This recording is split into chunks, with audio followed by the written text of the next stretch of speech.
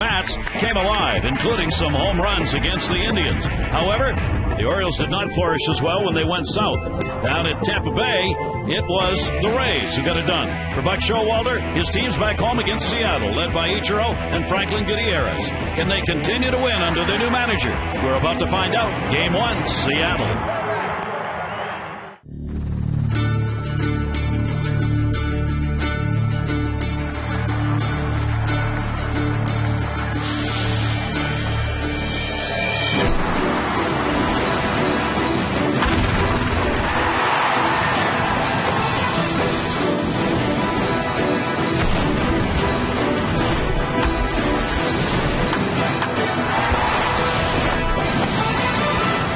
It's the Orioles on Masson as the O's come back home and their fans come on in to Oriole Park at Camden Yards for Game 1 of this 3-game set.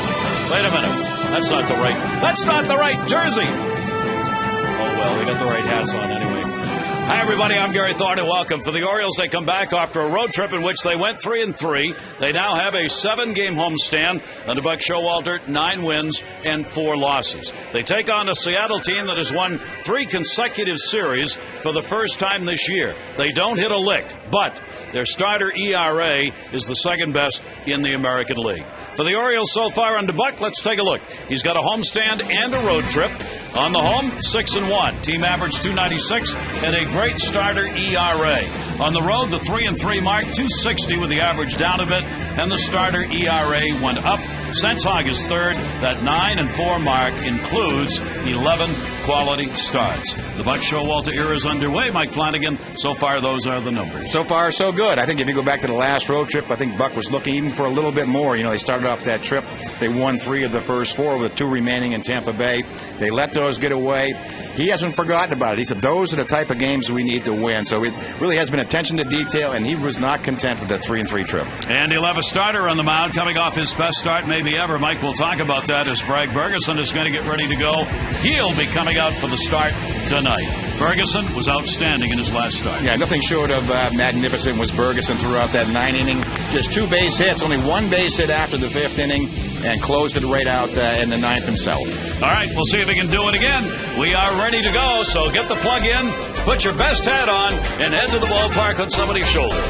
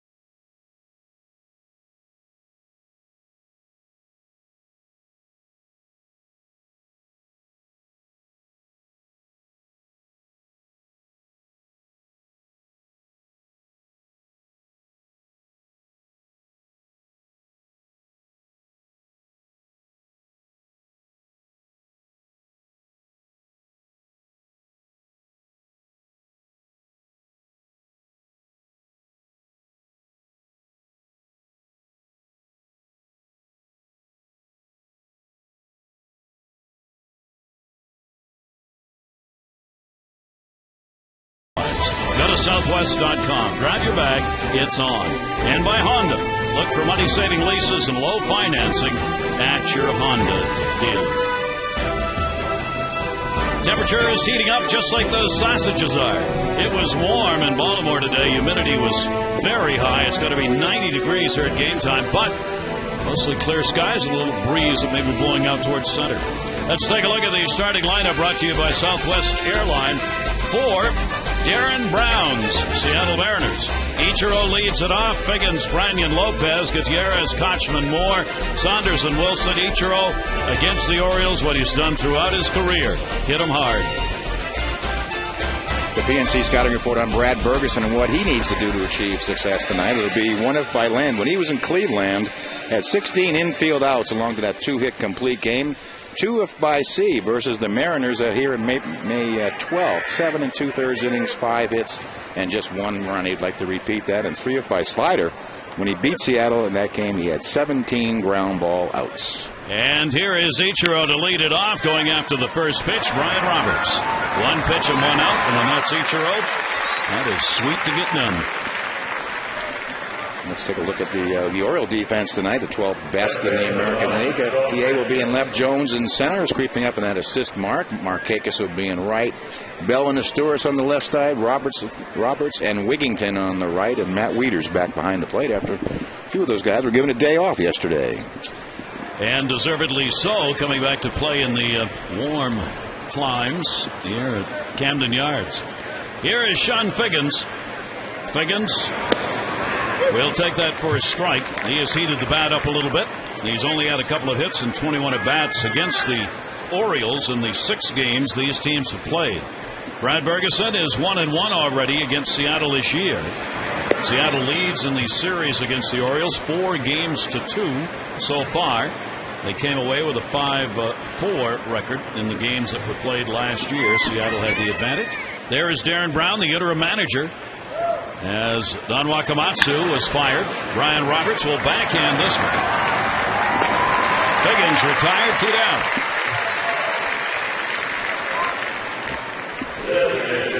Like Showalter, hoping he can get another start out of Bergeson like the last one we were talking about, because it certainly was exceptional. 1 run, 2 hits, 9 innings against those Cleveland Indians. His second career complete game, first 9-inning complete game this season for the Orioles. The 24-year-old right-hander, after his 5th win, trying to make it 2 in a row, as the wins were few and far between for a long span from the middle of May right up until that last start. I go back to that start where he beat Seattle. He actually had one earlier in the year in Seattle where really knocked around, gave up 7 runs early in that ball game, was sent to the minor leagues, and when he came back is when he really started to throw well again. Russell Branyan, who in large part is an all-or-nothing kind of guy. He's the designated hitter, and he's got real power. That's why he is in the lineup. 244. He will draw some walks, 15 doubles, 15 homers, and 37 RBIs for Branyan. He is 2 for 6 with a home run lifetime off Brad Bergeson. He has a little bad off that one. Yeah, he has a classic uppercut left-hander swing. If you have that kind of an uppercut, you're not going to make as much contact, but when you do, you build in that natural lift. Little open stance for Branyan. Here's the 1-2 delivery by Brad Bergeson, and he'll foul that one off. This is a Seattle team that lives by its pitching. They are offensively, like the Orioles, struggling. Run-wise, Seattle scored the fewest in the league. The Orioles have scored the 2nd fewest in the league. So it's about pitching. Orioles have done a little better since Buck Showalter came over offensively. Foul back into the screen, 1-2 on Branyan. Now they've scored the fewest runs, 383 runs so far. Some clubs are already up in the 600s with runs scored. They might have single digits or double digits in homers, but also have the fewest doubles with 169. So this is basically a club of singles hitters that don't hit for high average. That's not a good combination. No, it isn't. And they will try and run on you given the chance. They are 3rd in stolen bases, but they've had trouble getting that going because they can't steal first. On base. Yeah, the ongoing problem in baseball. They can't steal first. Just figured that out. They've been shut out 10 times. It's most in the league. Here's the 1-2 delivery on the way by Bergeson, and that will miss. Orioles have the shift on, the left-handed hitter. Only Josh Bell over on the other side of the infield. As Roberts is deep, there's Bell at the shortstop spot, the third baseman.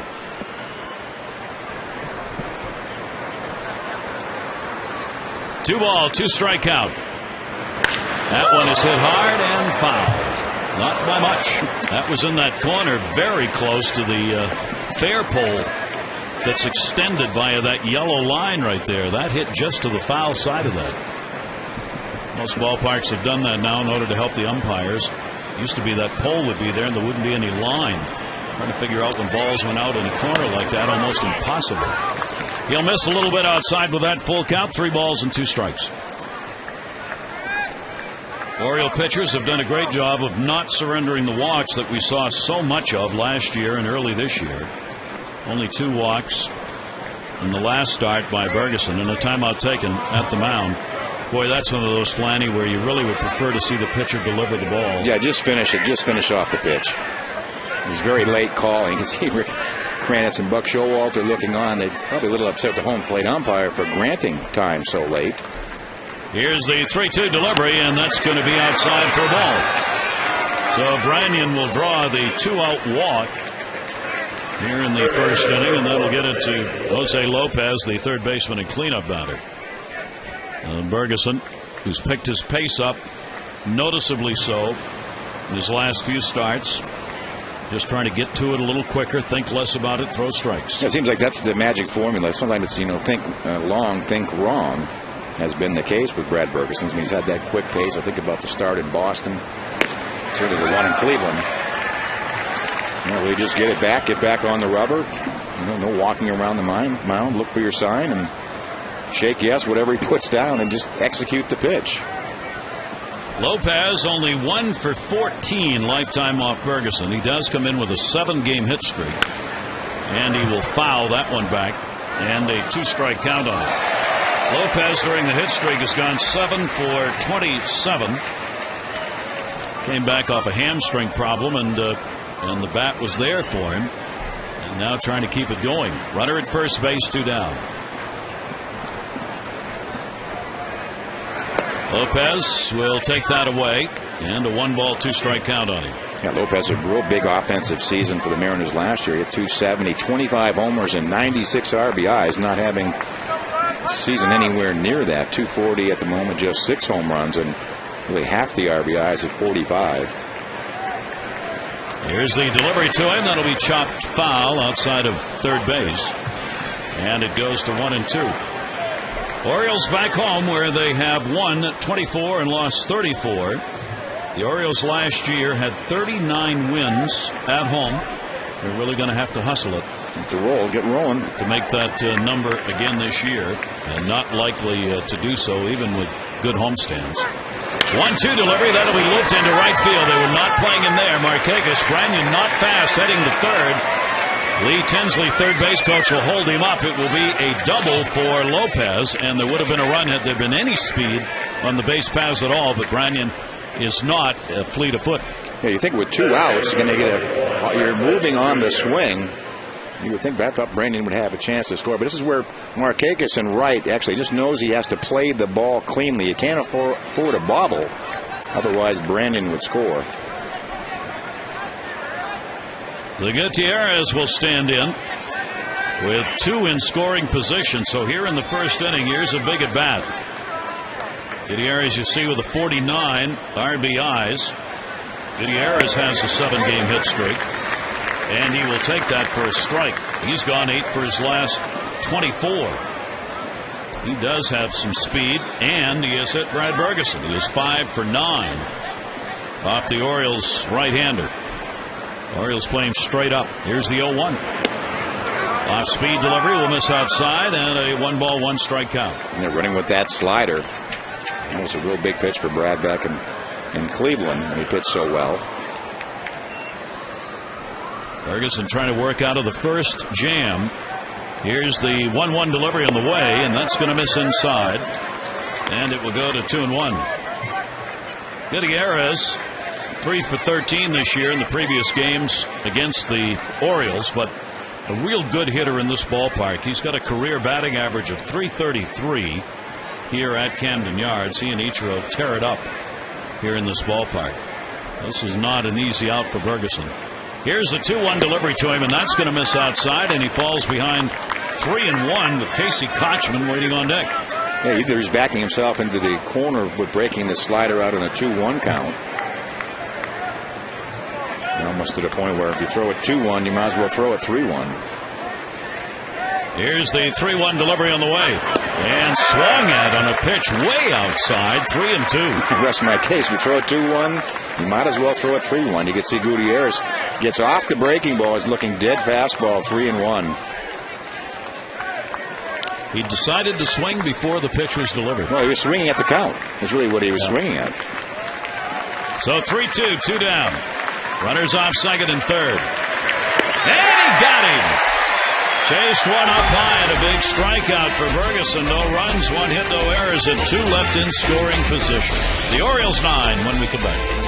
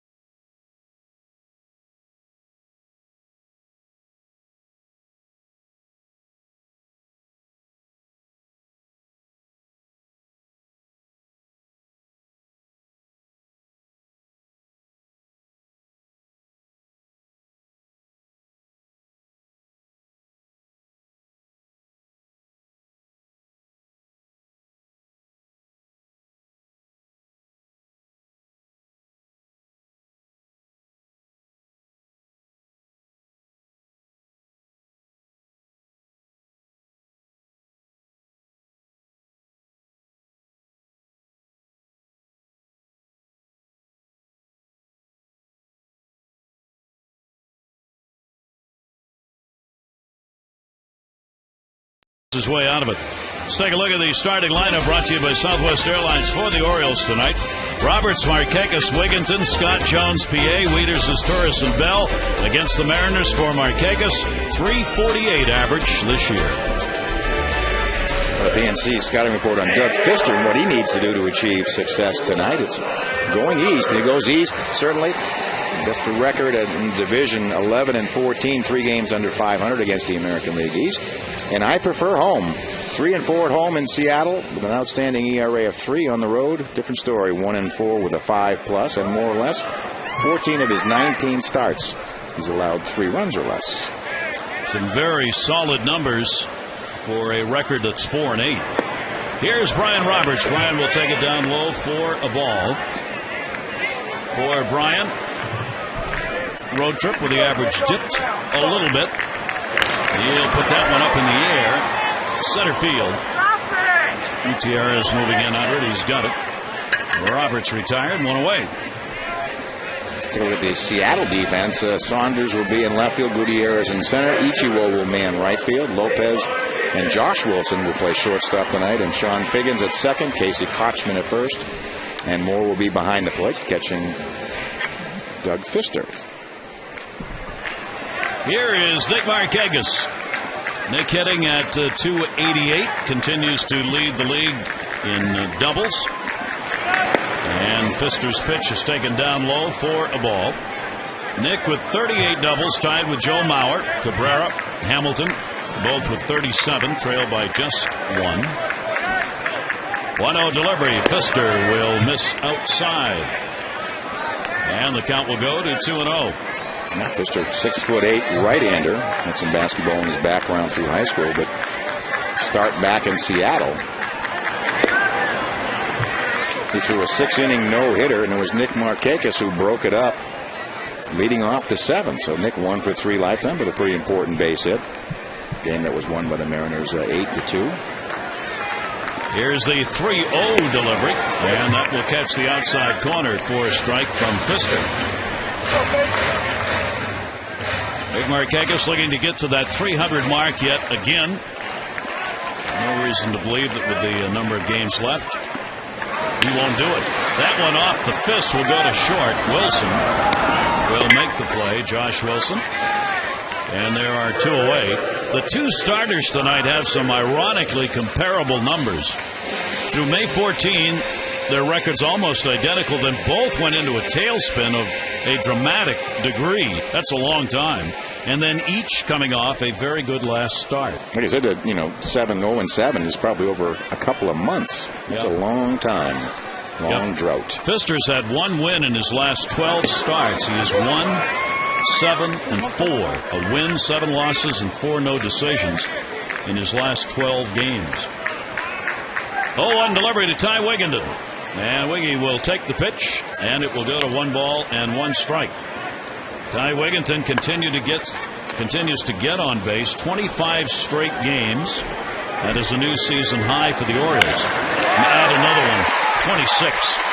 So Wigginton gets the 2-out single.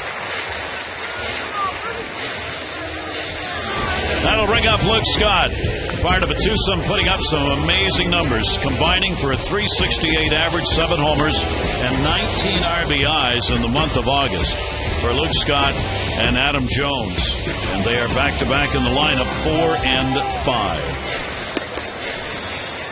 Yeah, they really have supplied the main offense. Markakis has cooled dramatically. Brian Roberts' road trip, I guess, seemed to slow down offensively, but Luke Scott has just had some amazing at-bats throughout this trip against some pretty good pitching, especially in Tampa Bay. You see the home hit streak that Scott has going, 16 consecutive games with a hit here at home. If there is such a thing as home cooking for Luke Scott, he's found it. 347 here, 236 on the road. Over 100-point difference. High strike called right there, 1-1. And 15 of his 22 home runs have been hit here at Camden Yards. In the month of August for both Jones and Scott, couldn't be much better. 370 and 365 with PA and Patterson not far behind. Runner at first, 2 down. That one's going to go to the hole. They had a shift on. Nobody playing in that spot. Heading to third. Wigginton, good base running. Played back in by Saunders, and late. Wigginton took a look. Play was in front of him. Saunders was not getting there particularly fast, so he said, I'll take third. Yeah, he did. A very aggressive base running. We saw this a lot on the trip, too. Not taking any chances. Let's go ahead and play some aggressive baseball. And you'll see Wigginton really come into your picture, just accelerating on through that secondary lead. And right there he decides and just turn it on. I fooled your shift. That was exactly where they weren't playing him. So Luke Scott is on, and now here's Adam Jones, first and third. There are 2 down. Jones with a 5-game hit streak, and that's going to get a run in. There'll be no play as Moore could not handle it. Pfister's 5th wild pitch, and the Orioles have a 1-0 lead. And Wigginton's base running pays off. That pays off immediately. Big sweeping breaking ball from Pfister. Moore unable to handle it behind the plate. And on the board early. No hesitation on the part of Wigginton, leaning towards the plate in those situations. So that's one they give you, and you take it.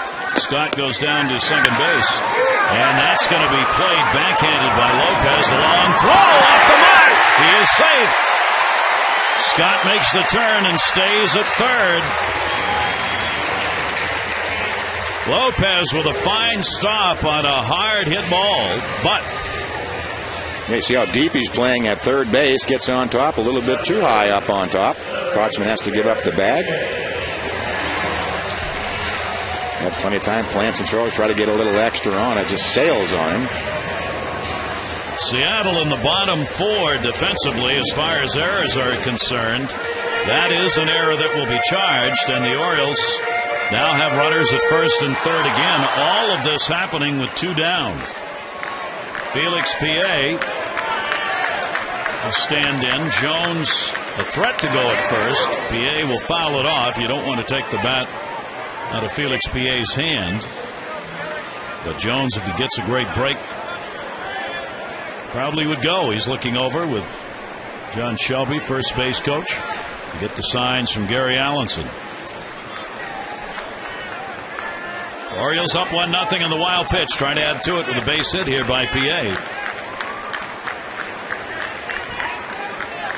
Pfister, a long look. This is a ball club in Seattle, much like the Orioles were for a good part of this year, that you want to jump on when you get them down, because their psyche's not real good. And losing, there's been a lot of those. They're not playing for anything except their own personal pride here. And if you get a team like that down early, sometimes they'll fade. Yeah, they're 18-39 on the road. Haven't played well when they get behind. They don't have the kind of offense that can come back if you're down by more than 2 or 3 runs. They just don't put those kind of innings together. So it's very demoralizing when you give up runs, especially ones like on a wild pitch. These two teams have the 2 worst averages with runners in scoring position at 2 down. The Orioles hitting .214, Seattle .202 in those situations. Felix PA first and third, 2 away. A 1-2 delivery to him, and that'll be grounded down to first. It is a fair ball. Kochman will take it to the bag. But the Orioles will get a run on a couple of hits and error, leave 2 on, and after 1, the O's are up 1-0.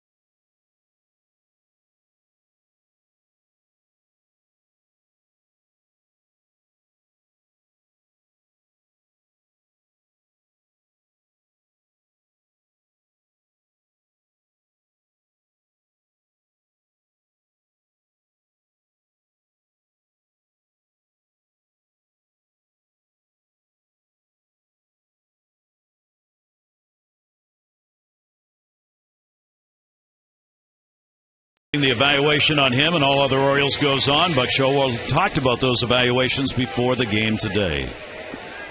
I've come in with open mind, still have it. I haven't made up my mind about anything, and probably, I leave that pretty open-minded to be swayed.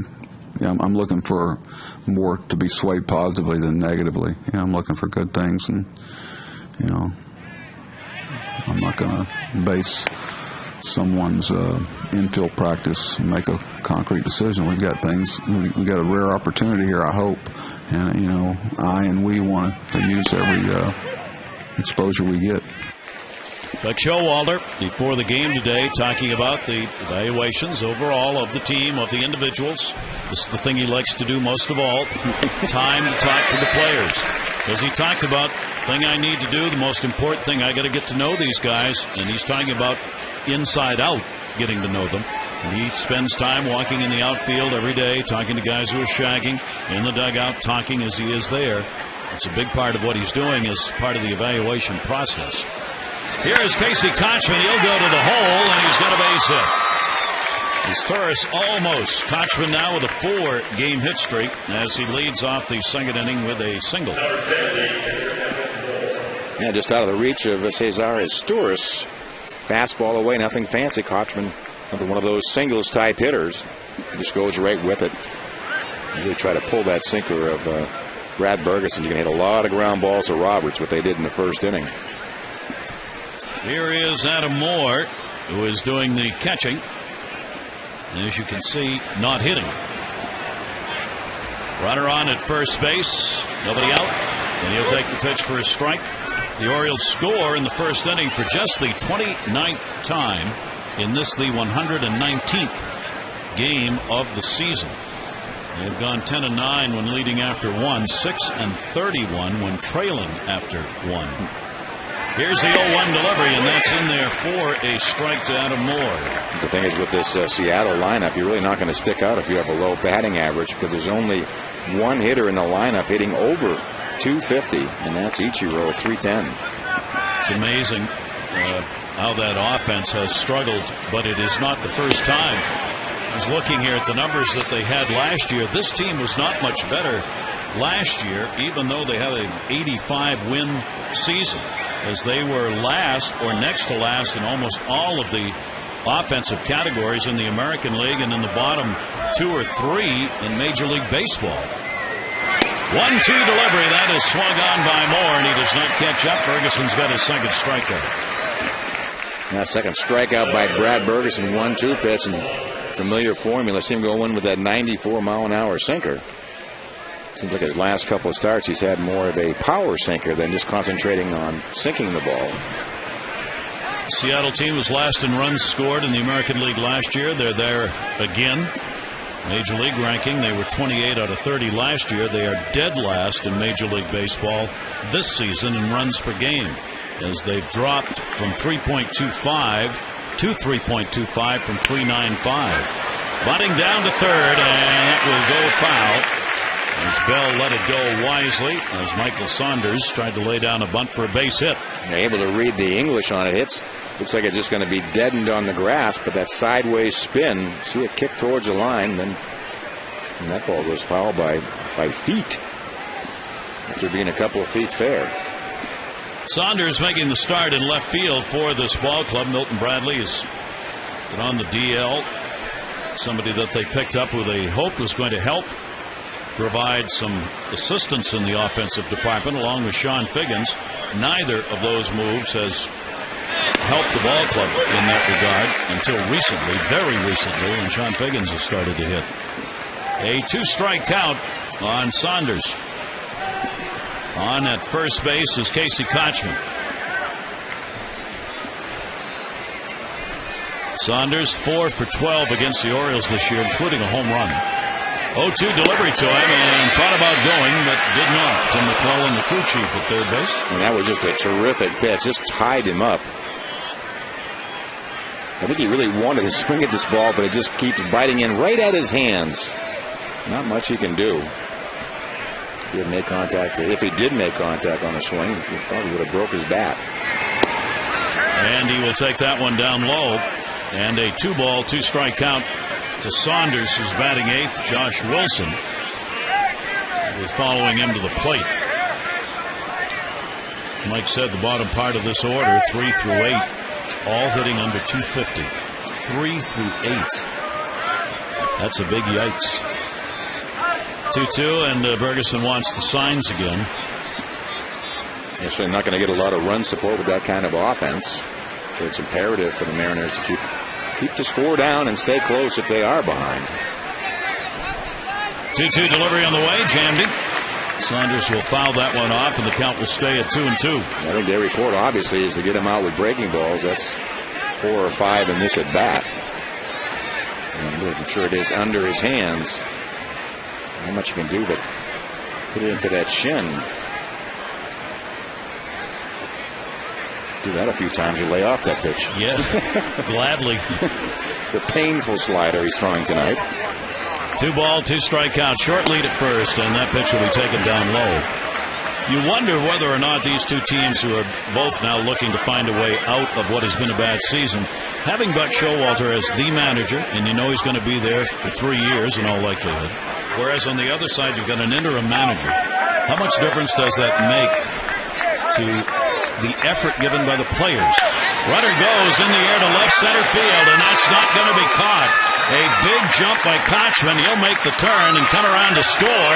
Saunders is going to go for 3. The relay throw is not in time. A triple and an RBI for Saunders, and the ball game is tied at 1.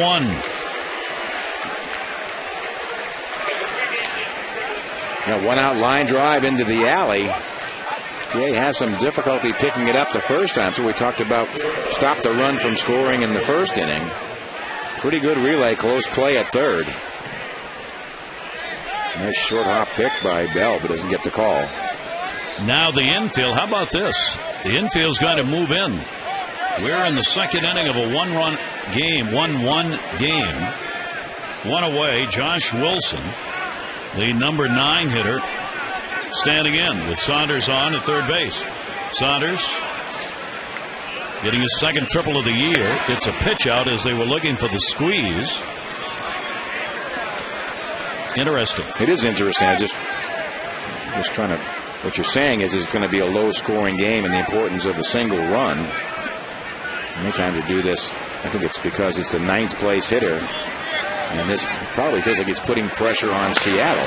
Down to first, and a good play by Wigginton to get the out and hold the runner.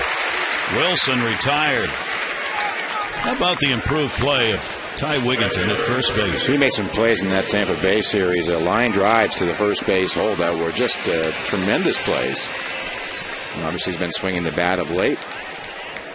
Seems now with Brian Roberts coming back and getting more playing time at first base, seems to have improved his play there instead of sort of being the master of all these different positions. By getting some frequent play at first base has really helped out his defensive game.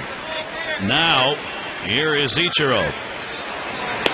And he will take the pitch inside for a ball. Ichiro, you see the average against the Orioles, and here at Camden Yards, the highest average period ever.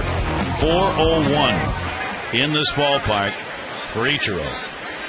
A 260 hitter with runners in scoring position. He does bunt. It's a fair ball. Wieters will get him. So with 2 down, Ichiro tries to lay the bunt down and is out. A run, 2 hits, 1-1.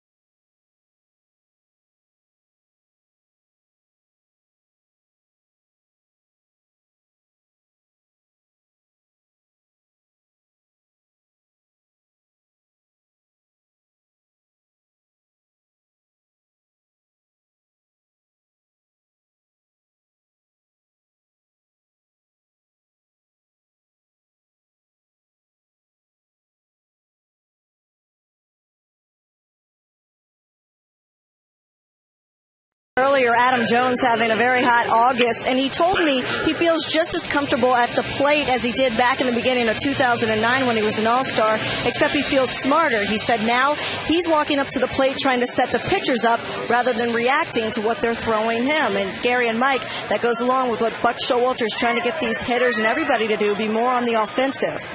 Absolutely, be aggressive. He has said that repeatedly, and Adam has listened to that. Interesting, Adam's got a connection here on the other side. Darren Brown managed him at 2 different levels for Seattle when he was in the Mariners organization. They are very close and think very highly of one another. One as a player, one as a manager.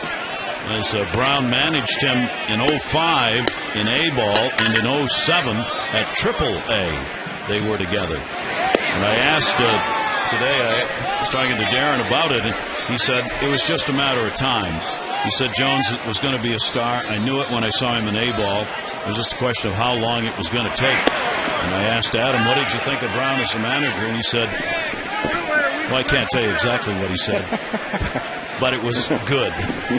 I loved, and then he added a line there. And, yeah, but they really do respect and like one another very much. That ball's going to be fouled off, and a 3-ball, 2-strike count. Matt Wieters leading it off.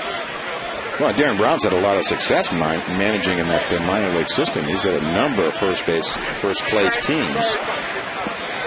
So you put that kind of environment, winning around a very nurturing and knowledgeable manager. 3-2 delivery is going to be hit in the air, and that's going to fall in for a base hit. Played on one hop by Saunders and Matt Wieters. It's a leadoff single here in the second inning. Our second inning brought to you by Luna. Call today for the Luna Double and get your second room of flooring free. Call 877-2401-LUNA. Our doubles leaders, Ichiro leads the Mariners with 23, while Nick Markakis leads the Orioles and tied for the league lead with 38.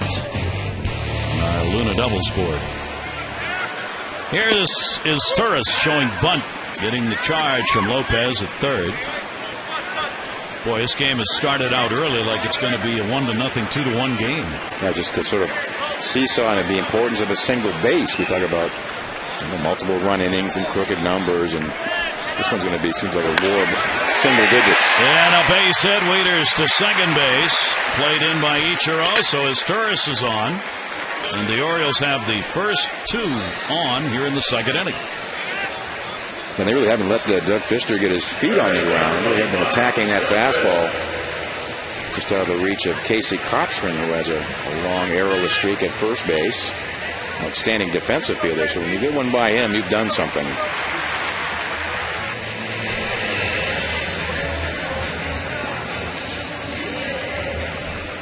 That'll bring up Bell.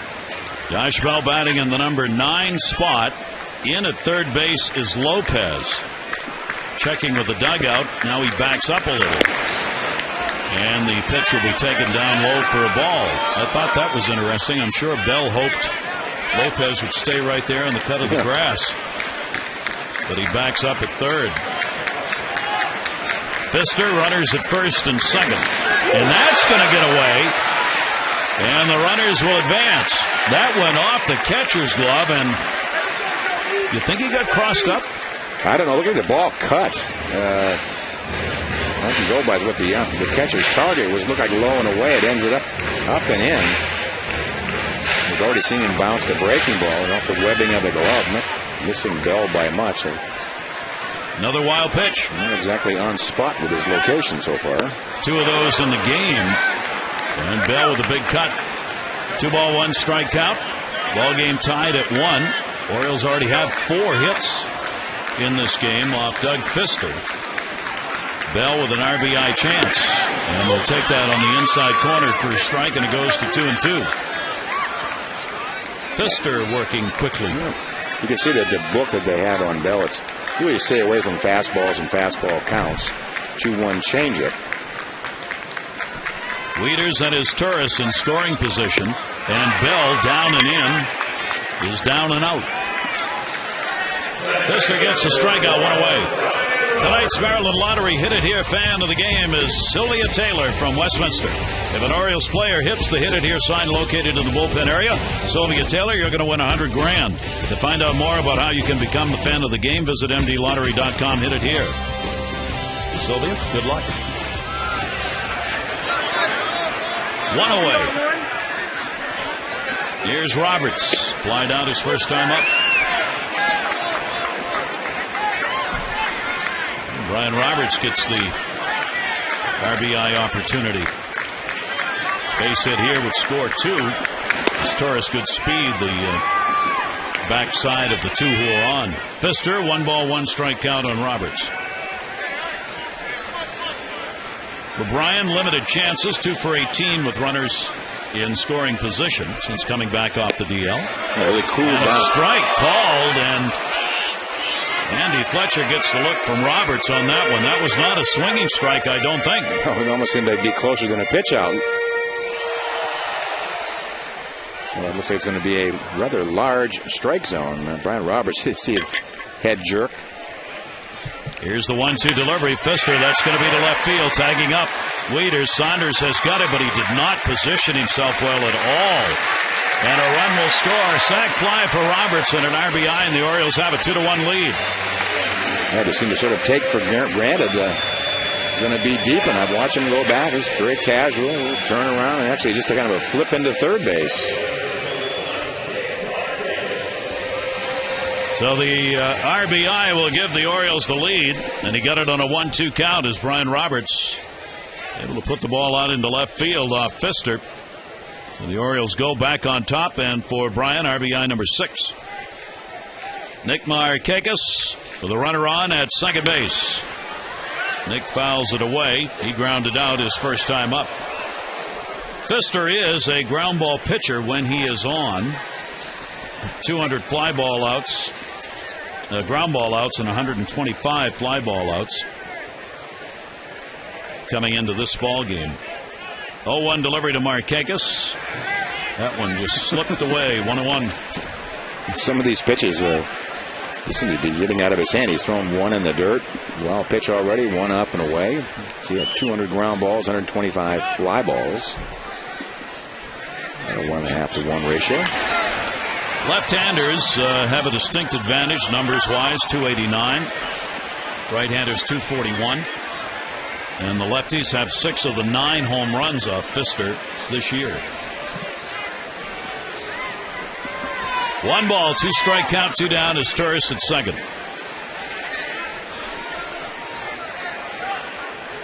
Here's the 1-2 delivery, and Markakis a chopper. That's going to be a problem. Base hit! And as Turris will come around to score. Nick Markakis gets the RBI and puts the Orioles up 3-1. I thought Pfister was maybe going to tip or get enough of this ball to slow it down to keep it from getting to the outfield. Looks like it was off his webbing of his glove, but still has that overspin, kicks into center field. Maybe Markakis starting to come out of a little lull with the bat. 41st RBI for Nick on the year. So he comes through with 2 away. And here's Ty Wigginton, who picked up a base hit his first time up. And a fastball strike on the inside corner. Wigginton now with the 61 RBIs. The Orioles have really benefited from the 2 wild pitches that Doug Pfister has thrown in this ballgame. They set up the run. Wigginton scored on a wild pitch in the first and set up the 2 runs here in a wild pitch that moved Wieters and his Turris to third and second, and both of them have come around to score. 1 on a sac fly and 1 on the base hit. And it was Matt Wieters kicked it off with a single. Jammed, and Wigginton will foul it straight down 1-2. They've been getting all those cutters away from Wigginton. He put the 2-seamer right in on his hands. But Wigginton's had some terrific at-bats, certainly through that whole road trip. And for quite some time, actually, Ty's been locked in.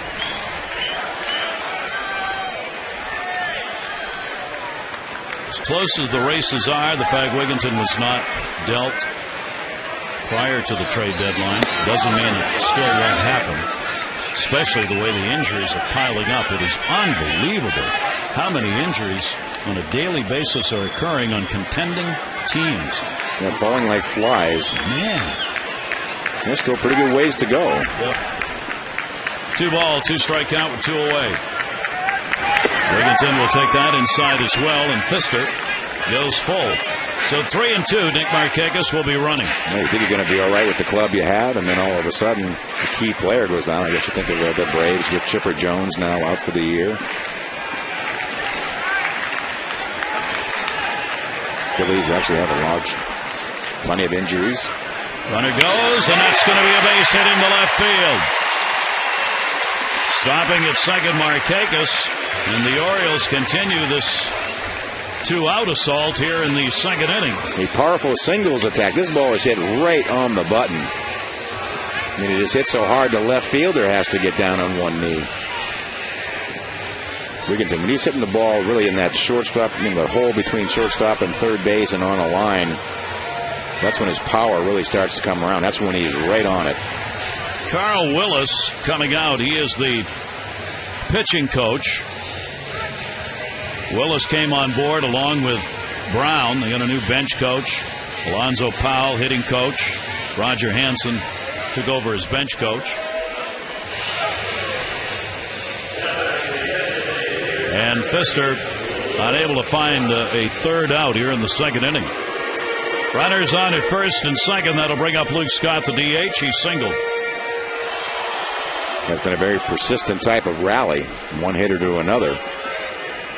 He is driving that pitch count up real quickly on Pfister. Fifth highest batting average in the month of August in the American League at .365 for Luke Scott. And he will take that for a strike off-speed delivery. Yeah, I'm sure the scouting report on Luke Scott is, you get in a situation where you have to throw him a fastball, don't. I mean, it's just been, they've thrown everything at the kitchen sink at him, and then they throw a fastball, and he will just turn on it. Especially as we noted here in this ballpark, there is a real comfort level for Luke Scott here at Camden Yards. He's had 6 RBIs and 2 home runs this season against Seattle. Down to first base, the big hop will be played by Kochman. And that will do it. But the Orioles come away with a couple of runs on 4 hits. They leave 2 on and extend the lead to 3-1.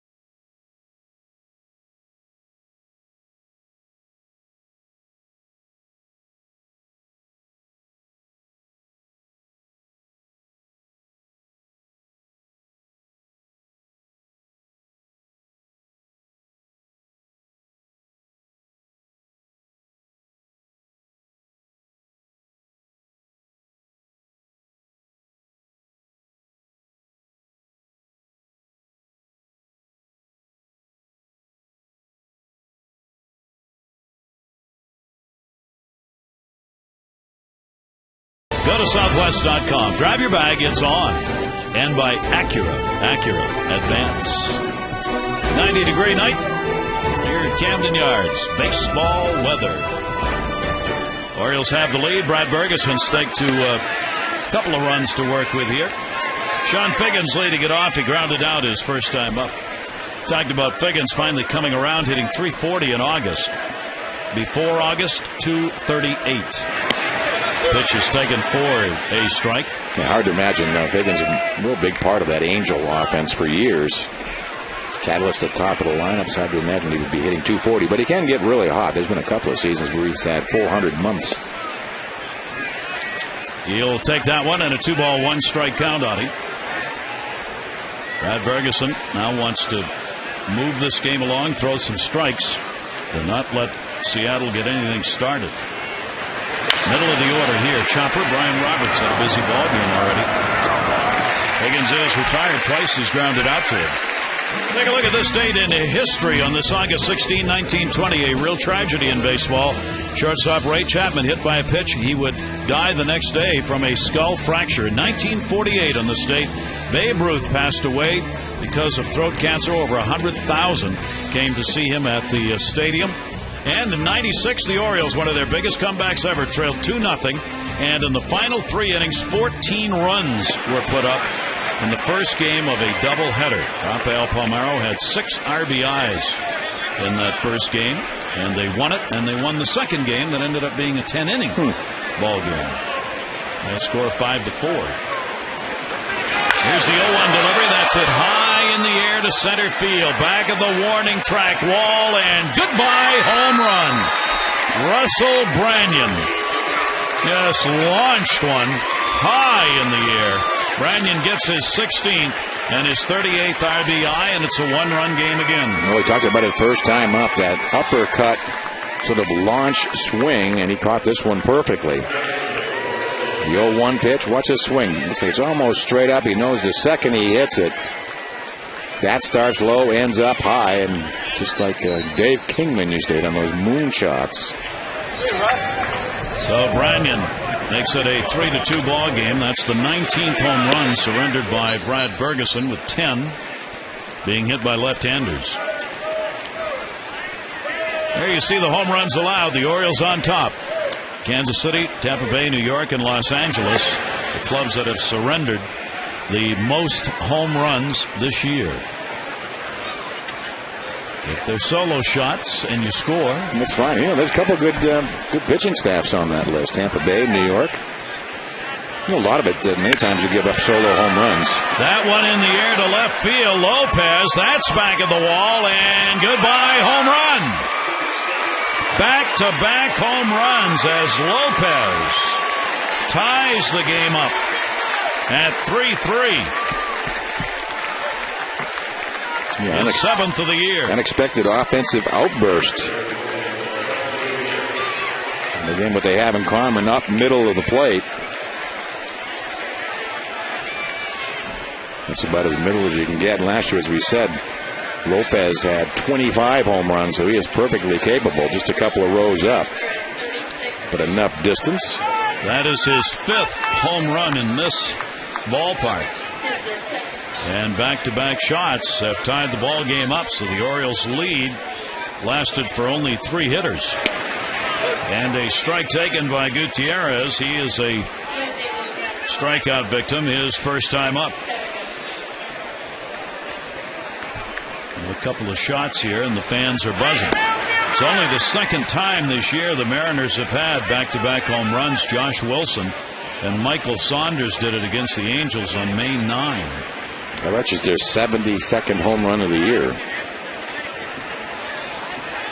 Here's the 0-2 delivery. Gutierrez, he'll take a cut and go down. 3 strikeouts now for Bergeson.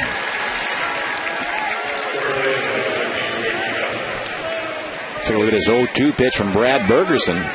Late biting movement. When he's down, that ball really runs. And when he's up and around thigh high, belt high, it really levels off and stays flat. That's how dramatic the difference is for about 1.5 feet in that strike zone. Now Casey Kochman, he's got some power. Kochman will take it outside for a ball. Kochman with a 3-game hit streak, extended it to 4 with a base hit, and scored in the 2nd inning on a triple by Saunders. And that's going to miss down low for a ball.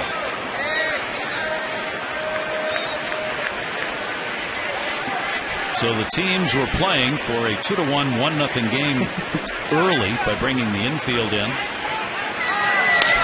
And here we are with a 3-3 ball game at the top of the 3rd. So we have 1 scoreless half inning. That's right. 11 hits already, 6 runs, just like we said, low scoring affair. Exactly. Kochman's only a 194 hitter in this ballpark lifetime, but he does have 3 home runs at Camden Yards. And he was going for another one right there. A 2-ball, 2-strike count. Boy, you get some hitters swinging from their heels. So for the 2 new managers of these respective ball clubs, a little different than what each might have thought this game was going to look like early on. Not to say you never know. I mean, that could be we've seen bunt attempts already. Yeah. Little ball. This one towards Brian Roberts again. And he'll get it over there for the out. But back-to-back homers by Russell Branyan and Jose Lopez tied the game up at 3.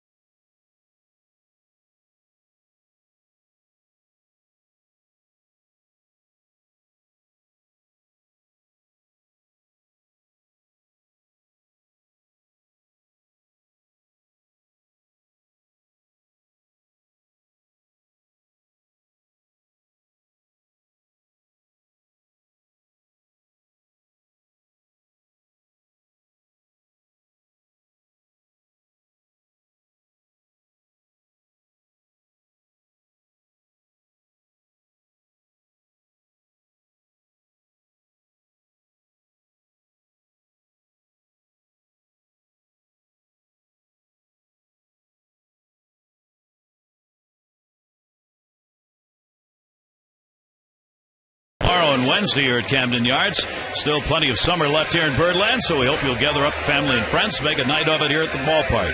You can get your tickets in advance, 888-848-BIRD, or go to Orioles.com and come watch some baseball under the moon. It's hard to believe somebody actually landed up there. More than one now, of course. And a couple in spaceships. Crater.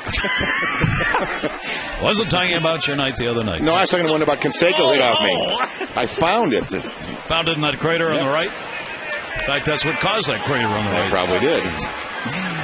Here's Adam Jones. He's sitting at 281. He reached on an error his first time up. Jones, PA, and Wieters. Doug Pfister, after giving up the 2 runs on 4 hits in the second, his team comes right back, ties this game up at 3-3. 4 has been the magic number for both of these teams. Score 4 or more, they get a chance to win. Score 3 or fewer, and they don't. And that seems to be a magic number in baseball. So 4 runs, more than 4, less than 4. And this the year of the pitcher. And that is taken for a strike, and the count will go to 2-1. Seattle, however, is an example worth noting. You've got to have some balance. Pitching and defense was supposed to be their strength. Their starting pitching certainly has been. Their defense not nearly as good as they hoped. And combined, it has not been enough, as they come in 46 and 72. I'm not sure they thought they were all set. You know, they had Cliff Lee went out and made that big move, and Eric Bedard, who's been injured his entire time with the Mariners.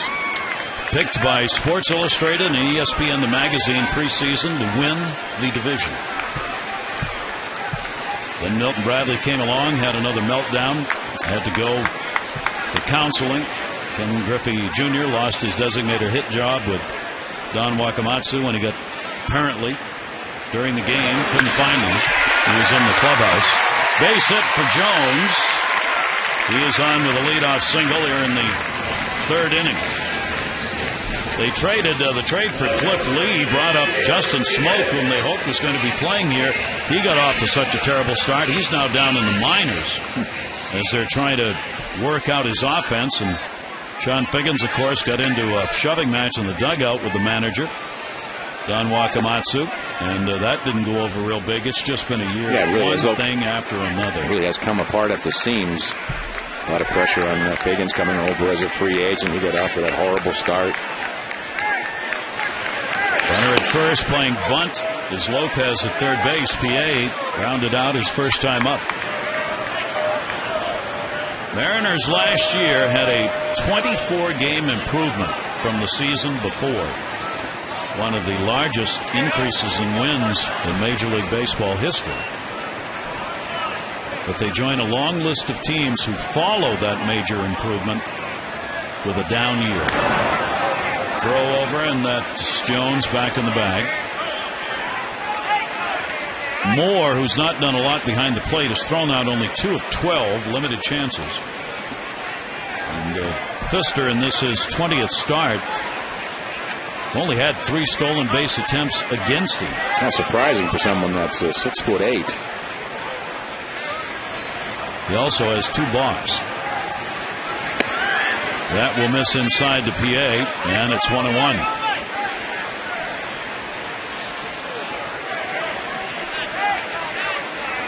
If Adam Jones gets a read on him and wants to go here, 4 stolen bases, 10 chances. Lopez is still in at third base. 1-1 delivery, foul back. I was talking to Gary Allenson about bunting. Now, you would not think Gary Allenson, the third base coach, would be the kind of guy who would bunt a lot. He actually did. He bunted a lot when he was playing with the Red Sox. In fact, he led the team one year in Pawtucket AAA with 8 bunts and has an infamous bases loaded 2-out bunt in extra innings to win a ball game. And he said the difference that made for him was about 12 doubles a year down the third base line. When you get that third baseman to move in and play in against you, he said it's a tremendous advantage for a hitter. And he said the problem he was talking about major league level. He said the problem at the major league level is we always have the fast guys bunting, we never have the slow guys practice bunting. But the slow guys can benefit from it, too, because if the guys play a mile back at third and first and you can bunt it all, you can get a base hit even if you don't run fast. Yeah, it's not the speed, it's the placement. Yeah. PA's not bunting here. 2-2. Jones off first. And that will be fouled back into the seats.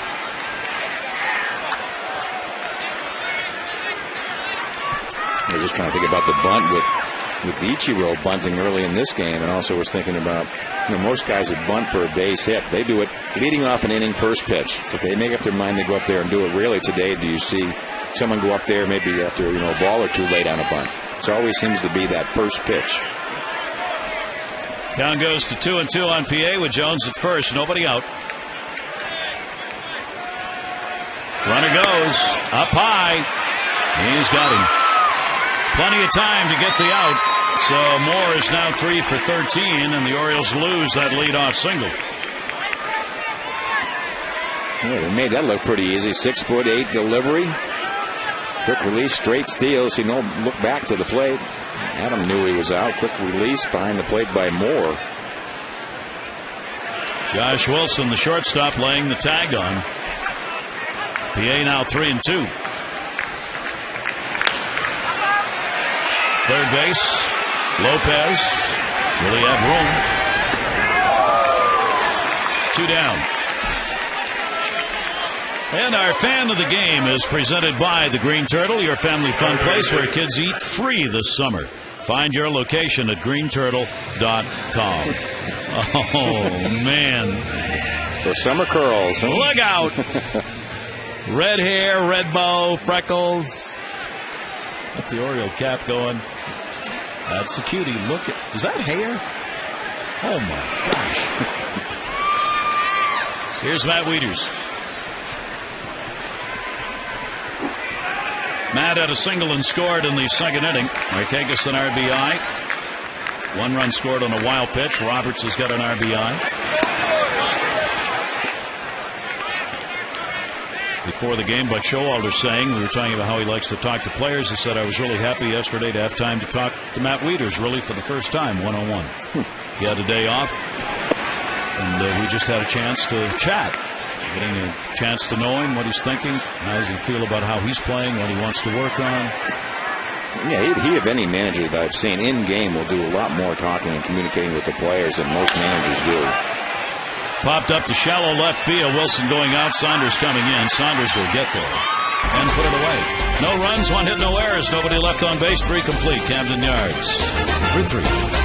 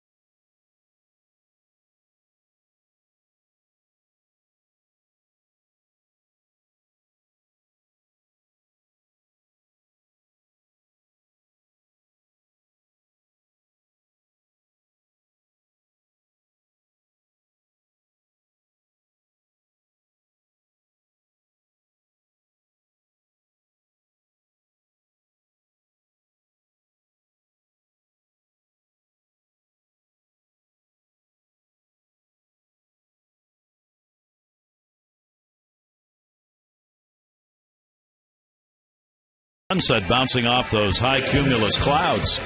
Take a look at the American League East as the teams are at or right around the 120 games played mark.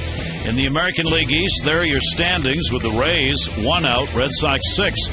And look at the games they all have against one another. Those are games left. Yankees have 13 against the Rays and Red Sox. Rays 13 against the Yankees, Red Sox. Red Sox have a dozen left. 6 against the Yankees, 6 against the Rays. Can the Red Sox make up that difference? It's going to be tough. You're going to be playing a lot inside that division in September. It's one of the challenges of that American League East. Here's Adam Moore. He'll take it for his strike. Dustin Pedroia is set to come back. He says he doesn't care what the trainers or doctors say. That's good. He says, when I'm ready, I'm playing. Or I'm going home now. I'm going home now. Well, it is Jacoby very Ellsbury, though, looks like he maybe done for the year. Really is some kind of injury bug for Ellsbury. Those ribs. 1-1 delivery on the way, and that'll be taken outside. Well, again, you look at the Orioles schedule in September. It's Boston, Tampa Bay, in New York, Detroit, Toronto, New York Yankees in New York, and at home, Boston, back to Toronto, Tampa Bay. And that's going to be a base hit. So Adam Moore has struck out his first time up, delivers a leadoff single here in the 4th inning. And speaking of those Red Sox, the Orioles will host Boston for the final time this season, final time here, August 31 through September 2. Good seats still remain. They will not last. So show your Birdland pride. Get out here and paint the park orange. For tickets, 888-848-BIRD or Orioles.com. Obviously, very meaningful games for the Red Sox in the race and for the Orioles, who continue, the Buck Showalter watching, to go up against the teams they have got to beat. One good way of balancing out what your club looks like. Saunders goes to second. Roberts won his first quickly, but not in time. Fielder's choice. Like a little bit of a changeup thrown by his Torres from shortstop. Looked like it was going to be a tailor-made double play, about a 3-hopper. Backhanded feed on the exchange. This looked like Torres wasn't able to load up and get enough on the throw. More right down on top of him. Torres tried to hustle that. You saw it, tried to move it over there, but not hard enough to get to. So that'll put Saunders on. Here's Josh Wilson, grounded out his first time up. He's 2 for 11 against the Orioles this year. And he will take that for a strike. 251 overall for the shortstop. Good defensive player. And the numbers offensively, what you see is probably what you're going to get. And not that there's anything wrong with that. He's just not going to be one of those big hitting shortstops. Shattered back. Second one, relay is Torres. And can't do it. And credit that to Michael Saunders' slide. He put a takeout slide on his Torres, who had to jump over it, and as a result, buried the ball. Well, he's going to be out by a mile, but watch this bat just splinter. The barrel goes right down the third baseline. And Torres had to get out of the way, but really had enough time to make a more accurate throw. So 2 chances here. Look at that bat split.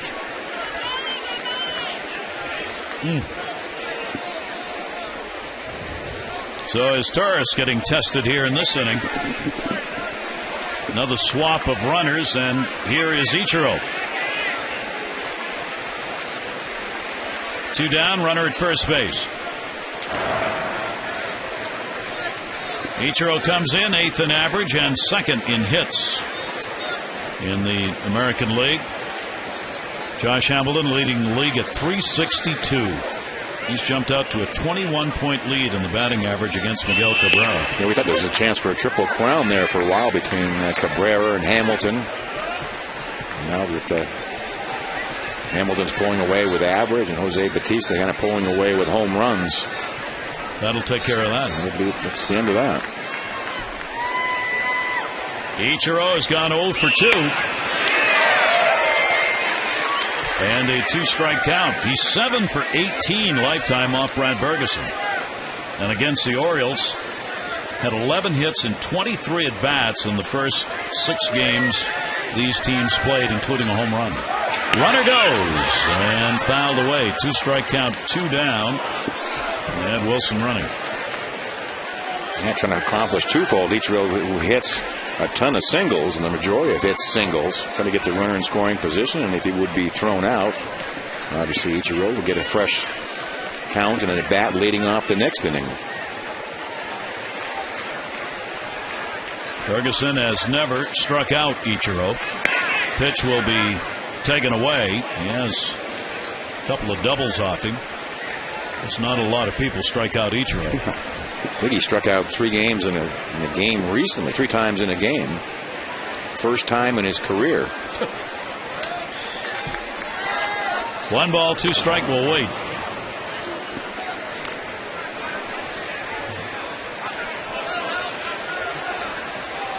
Thing with Ichiro, every time the Orioles play them, I'm always looking. Whenever I'm looking for his name, it's always you look under I. Look under I. I was doing the same thing. I said, I wonder if they do it in the press card. Is it going to be under S or is it going to be under I?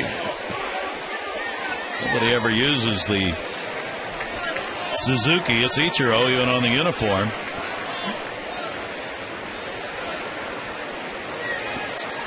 Two ball, 2 strike count. Good lead at first.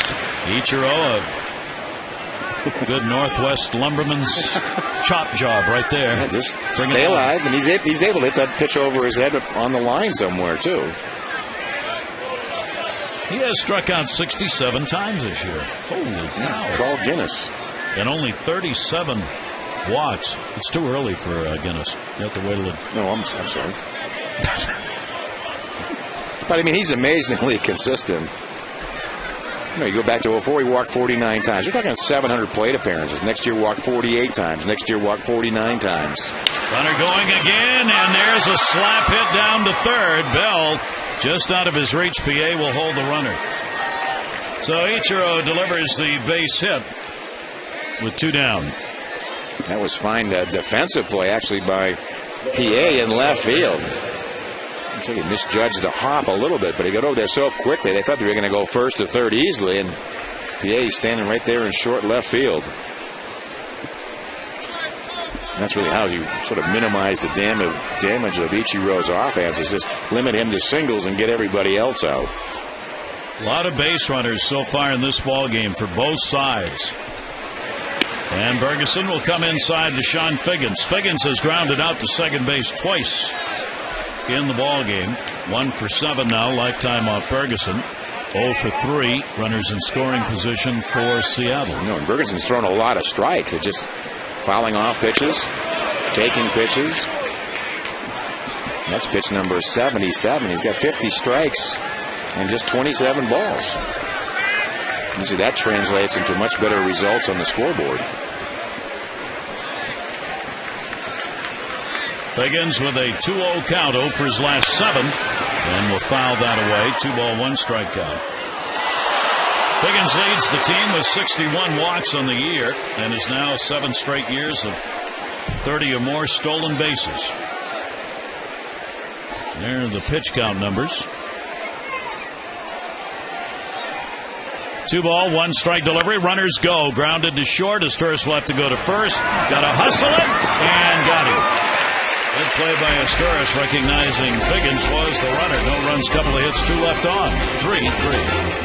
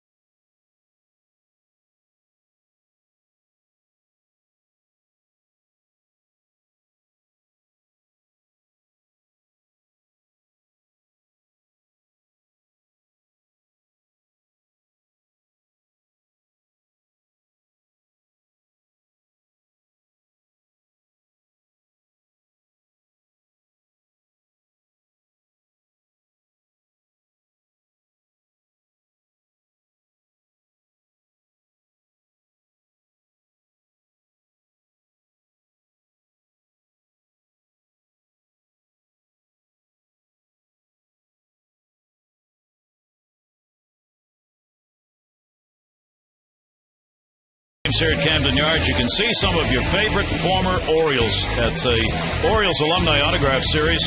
Players, coaches are here in the Masson booth on Utah Street near Gate A. They sign autographs. Station opens 90 minutes before first pitch and stays open until 30 minutes before game time tonight. Scott McGregor, Leo Gomez, and Ken Dixon are on hand signing autographs. So don't forget, that's every Monday and Thursday at Gate A. Ground ball towards short. It'll be played by Josh Wilson. Shortstop to shortstop. The Storis retired. One away in the fourth. 3-7-0 for the Orioles. 3-7-1 for Seattle. The Mariners have left 5. The Orioles 4.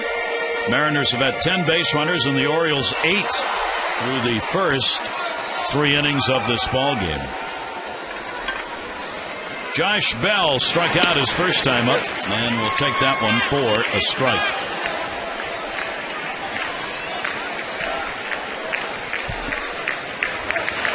Doug Fister has walked none and struck out one. 26-year-old right-hander, 1-0 against the Orioles, his lifetime mark. 0-2 delivery on the way. Brad Bergeson has a walk and 3 strikeouts on his side of the ledger. It is warm and humid, and a lot of water will be taken in by everybody, but especially the pitchers and catchers. 1-2 pitch on the way. 9-iron foul ball on that one. Now 1-2. Yeah, these pitchers have been just the same. Fister's now pitch count into the 70s. Equal on the board. 3-run, 7 hits for both clubs, and both in the mid-70s. They both had to work hard. They've both been in the stretch about the entire game. Gets the strikeout. That'll be his second. Both of them have been Josh Bell. Looking at some certainly trends over the years. You look at the 2010 season. That's 14 teams that have ERAs below 4. This is talking about team ERAs in both the National and the American League. It's almost a dead even split. You go back to you go back to the year 2000. How many teams had sub 4 ERA? None. Quite a dramatic number. Then you go back to 1990, and you see that number goes right back to about half. But the drug enhancement steroid era had nothing to do with the game. And I think it shows up in the pitching. Yeah. I think that's exactly where it shows up. You know, maybe there were some pitchers doing it. Maybe there was a lot of hitters doing it. You're never really going to never know for sure. But that's where it shows up. It's an amazing difference. 1-2 count. Brian Roberts. He has driven in a run, sack, fly, and has flied out. 2 down, nobody on. Roberts will foul that one back. Yeah, I think you go back, and we're already calling this year the year of the pitcher. It seems like there's so few hitters have home runs in even the 30s at this point. It's really just getting back to some balance in baseball. So if you're building a club, it really needs to be about defense and pitching. You're going to need enough offense. I think what that number says too, with Seattle being a number of those teams that are ERAs under 4, but they've just scored so few runs. Roberts will chop that one almost right out of the mitt of Moore, and the count will stay at 2-2 strikes. And I know many fans get tired of talking about and hearing about steroids and the performance-enhancing drugs, but the problem is it's still going on. I think the number's up to 67 minor leaguers who have been suspended for violation of drug usage this year. And as the Hall of Fame candidates come up, like the McGuires, like Rafael Palmeiro, the people who are thought to have or have admitted or been found to have used performance-enhancing drugs and or steroids, the issue is going to be raised anew each time that happens. Because we're not sure how to deal with that yet. No, you're exactly right, and we may not know for years. Second base off the glove of Figgins, and Brian Roberts should be credited, I think, with a base hit on that one. Playing in short right field, but seemed to be about chest high. Take a look at his play one more time. Kind of a one-hopper to the glove. I'm a little surprised didn't make a better attempt at it. Yep. It is a base hit, and that one could have gone either way. So Nick Markakis, an RBI single, and he is grounded out. Will get another chance. Markakis and Adam Jones Both have picked up a base hit tonight. They are tied for the team lead in hits with 131. Nick's 10 doubles, short of his career high of 48. Adam needs one hit, which he picked up, tying his career high of 131 hits that he had last year. He's now got 131 this year. So he's going to be able to set a new number, and with a lot of plate appearances remaining. 1-0 count on Marquegas. And that is a strike taken at the knees. And Nick working out of a little bit more upright stance. Not afraid to make a change. We've seen him change his stance, change his hand position, change his setup. Nick has been the team hit leader last year, 188. He led the Orioles in hits. 1-1 delivery to him, down low. In 08, Aubrey Huff and Nick shared the team lead. They had 182.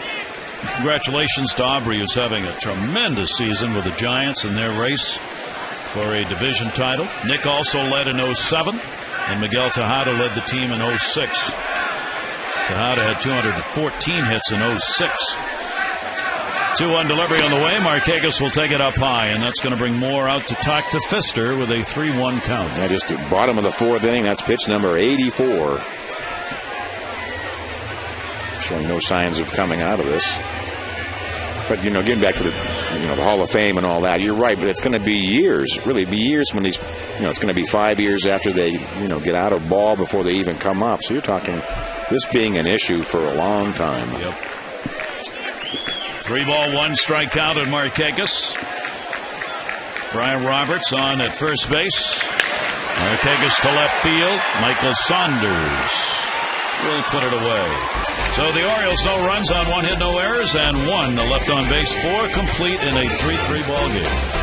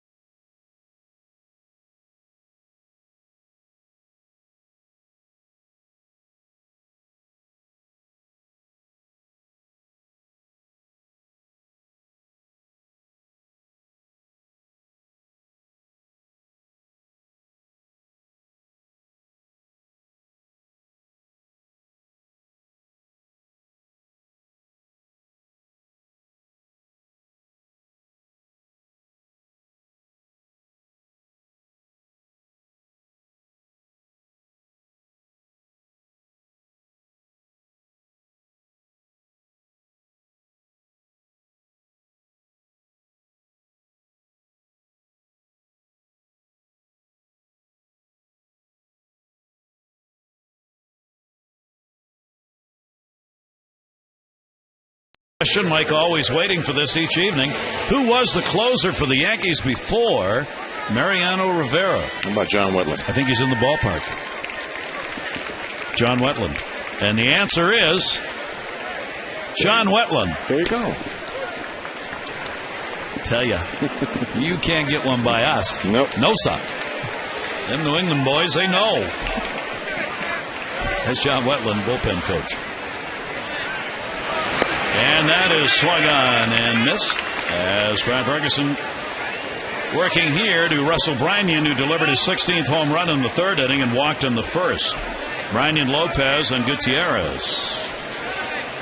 0-2 delivery, and that will miss just a little bit outside. And back in the 3rd inning, we talked about that uppercut swing. And timed it right on the button, launches it over the center field wall.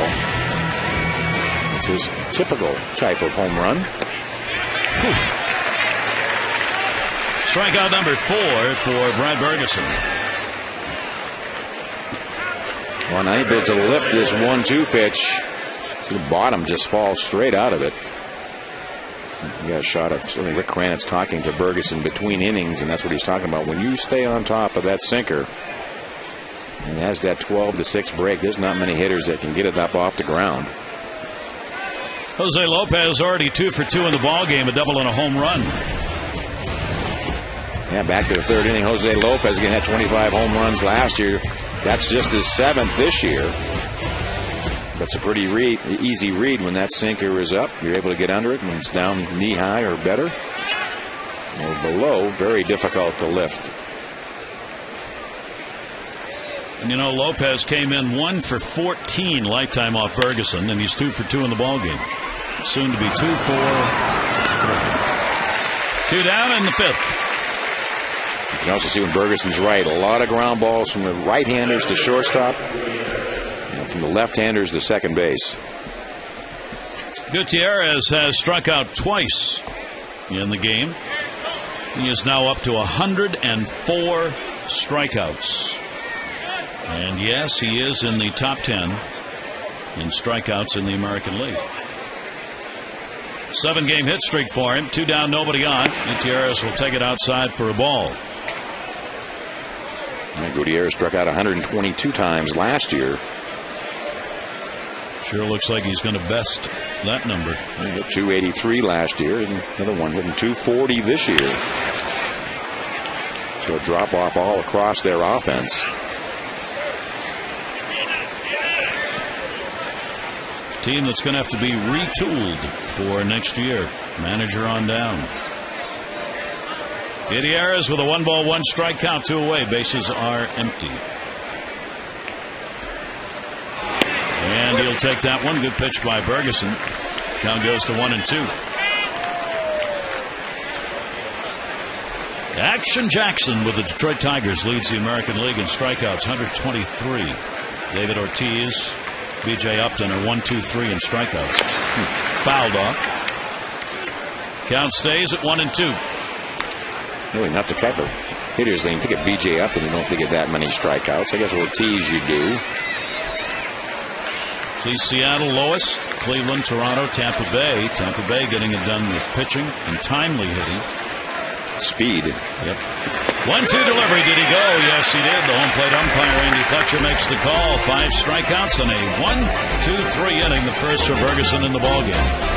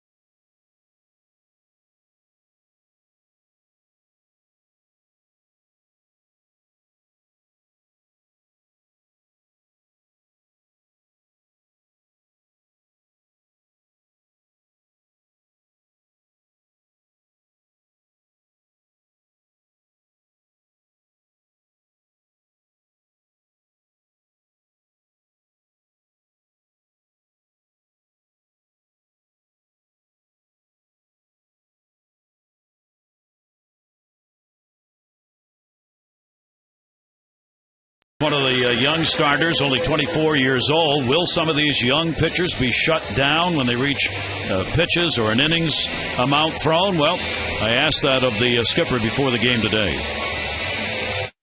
You know, some guy can have another 70 innings before he enters his that area that you're concerned with from history, will show you. And but it may be different with that guy. You may not like what's coming out of his hand, you know, and how many pitches, how stressful are those outings? You know, if you just say a blanket innings and shut him down, I think that's a mistake. You take each case.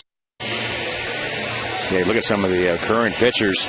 Obviously, Guthrie's already thrown 200 in a season, so he's of no consequence. Probably on pace for about the same amount of innings. Millwood's been there before, 228, a career high. Brian Mattis and Bergeson and Arrieta. Certainly with Bergeson with 165 last year. You're thinking, you know, probably 8 or 9 more starts apiece. Figure 6 innings apiece. You'd like to think that. So probably on line for another 45 to 50 innings. which really does not put maybe anyone, with the exception of possibly, I guess, Arrieta in that framework. But what Buck was talking about too is, how is this barometer? There's an easy 150 innings. There's a tough 150 innings. Some pitchers throw many more pitches than others in a particular inning. I even did a little bit of math. If you're averaging 15 pitches an inning, you throw 150 innings. That's 2,250 pitches. But just if you throw 20, it's over 3,000. So it can really make a big difference, and that's what Buck was talking about. I'm more concerned about how they're throwing the ball at the moment than any sort of these artificial barometers. Ty Wigginton is 2 for 2 singles in the game.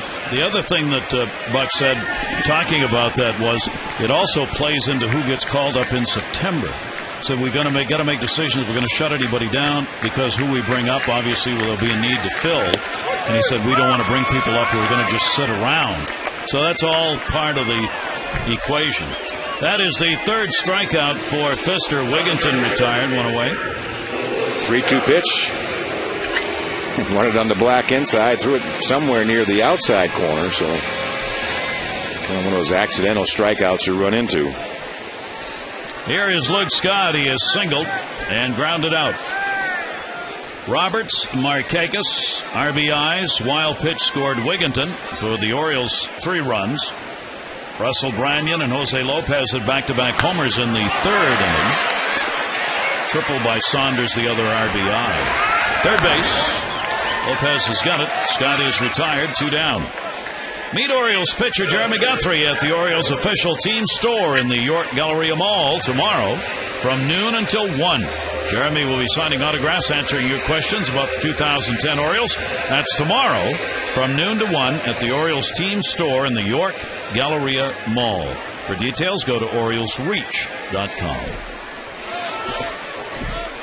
2 down here, and that'll bring up Jones. 6-game hit streak extended with a single in the third inning. He has also reached on an error, and he will take the pitch from Pfister up high for a ball. For Adam this season, 5 hits in 26 at-bats against his former organization, the Seattle Mariners. 1-0 delivery down low. With the pitch counts getting up there, Jamie Wright gets up in the bullpen. Yeah, 94 already thrown by Pfister. That's going to be a base hit into left field. So Jones is on another 2-hit ball game, 2 for 3 in the game.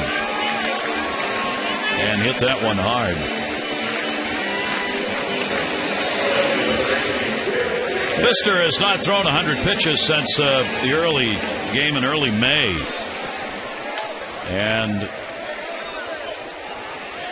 those pitches in early May when he did throw 100 was the most since 97.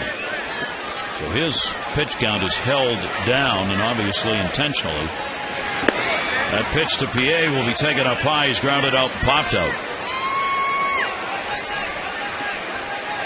I'm sure Phillips would like to run into one of these fastballs. The tiring pitcher on the mound. Pfister's 26, but it's only 31 Major League appearances and 30 starts. 1-0 delivery, got that one to right field. Ichiro's got to play it on the hop. Jones will stop at second. And again, the Orioles with 2 down get 2 on. Yeah, thought he might be able to get underneath, but right on the button. Loads up on that back leg, high leg lift like a pitcher. Right back on it. Really beautiful swing. So PA and Jones back-to-back singles. And by the way, at second base, Adam Jones with that base hit. That is 132. That is a new career high with 2 hits in the ball game tonight. So he's reached a new high, and we'll be able to add to that here as the remainder of the season goes on. Pfister may be pretty low in the tank here, and I think you're Willis right. is out to have a word to let the bullpen make sure the bullpen's ready. Yeah, a little bit of smile on his face. I know you're working hard out here. You can see he's worked up a pretty good lather. Just trying to think, coax him through one more out before you have to go to the bullpen. Seemed like that 30-pitch second inning really was his undoing. Wright's got to be ready, or pretty much so, in the bullpen as he gets the extra time. Oh, the Orioles will try and take advantage of Pfister before he leaves. Wieters with a single, and he is flied out. 2 on, 2 down. Jones and PA, good base speed. And Wieters will take that one for a strike. Pfister trying to get through this and leave it a 3-3 ball game and give himself a chance to be the one who would benefit from any runs scored in the next half inning. Yeah, nifty 10-hitter being thrown so far. That is fouled away. Well, you could be throwing a no-hitter and Ron Gardenhire to be a manager, and you get pulled out of the ball game. You get punished either way. Pitchers are always on the short end. Gardy, of course, did that in the ball game last night. Kevin Slowey got pulled after 7 innings and wasn't allowed to hit. 2 on here, 2 down.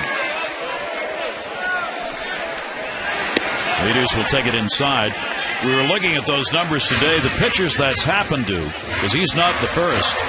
Pitchers who have had a no-hitter and been brought out of the ball game. Look at these names. Damian Moss, David Cone, Matt Young. And look at Steve Byburn, 67 with the Orioles. 8 2/3 innings, a no-hitter, and he was pulled out of the ball game, and the Orioles lost it by a score of 2-1. He gave up 10 walks in that ball game. Stu Miller came on to combine for a no-hit loss.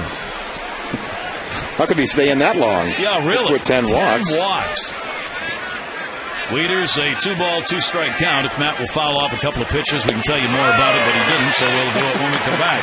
Pfister gets the strikeout. That'll be his 4th. No runs, 2 hits, no errors, and 2 are left on base.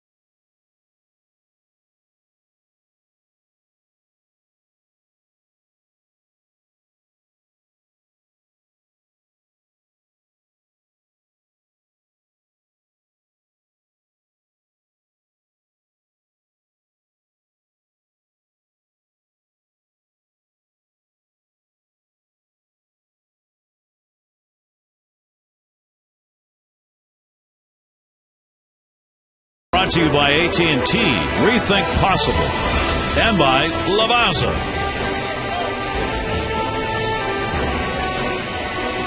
All right, we wanted to finish the story for you on the Barber 8 2/3 no hits. Yeah, it was a pretty amazing ball game. He entered the 9th leading 1-0, but after a couple of walks, they threw it around. Bob threw a wild pitch, scoring the tying run. Then he walked Mickey Stanley, is replaced by Stu Miller. And Don Wirt grounded to Aparicio. Belanger dropped the throw at second base, would have been the final out, and Oilers scored the winning run. I mean, pretty amazing turn of events. I'd like to see in that 9th inning. Oh, my God. I'd like to see you do that 9th inning. I would, too. Yeah. That means I'd be retired. Actually, I'd be dead, so I'm glad I didn't do it. I'm glad for your sake, too. Nice comeback. Brian Roberts on the Casey Kochman ground ball. 1 away here in the 6th inning. Well, some pretty good action in the middle of that Mariners lineup with the home runs. Russell Branyan Jose Lopez having a big night. Again, he had been 1 for 14 lifetime, a solo home run and double off of Bergeson. Easy out to start the 6th. Bergeson came in retiring just 61% of leadoff batters in an inning. 2 have gotten on in the 6 innings for Seattle in this ball game. Here's Adam Moore. Moore a single and he is struck out. 10 hits for the Orioles, 7 for the Mariners. Pfister was congratulated by teammates on his way out, so he's done. Having worked 5 innings, they'll turn the ball game over to the bullpen. By the way, Gardenhire certainly justified in taking out Kevin Slow. He's coming off the DL. He's got arm problems. They're trying to preserve the arm, especially to keep it alive for the postseason. Just under his Taurus. So that'll be a base hit for Moore, and it comes with 1 away here in the 6th inning. Join Orioles Reach Masson and Brian Roberts on Sunday, 6 to 9. It is the 5th annual Brian's Baseball Bash fundraising. University of Maryland Hospitals for the children. It'll be at Dave & Buster's in the Arundel Mills Mall. Silent and live auction, sports memorabilia to benefit the kids. Tickets $200 for adults, $150 children 12 and under.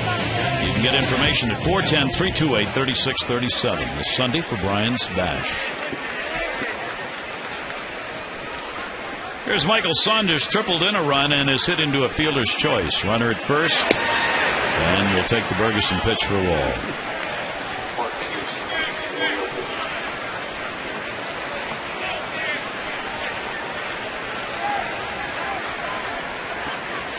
One-0 count on Saunders. Very short lead at first. Moore's not going anywhere, and that one's going to miss. A walk and 5 strikeouts for Brad Bergeson so far, working here in the 6th. Pitch count 3 from 100. The Orioles bullpen's going to start moving around. 2-0 delivery on the way, and that will be a called strike. In that complete game, he threw in Cleveland 102 pitches. That was to go through 9. Shows you how pitch efficient he was in Cleveland.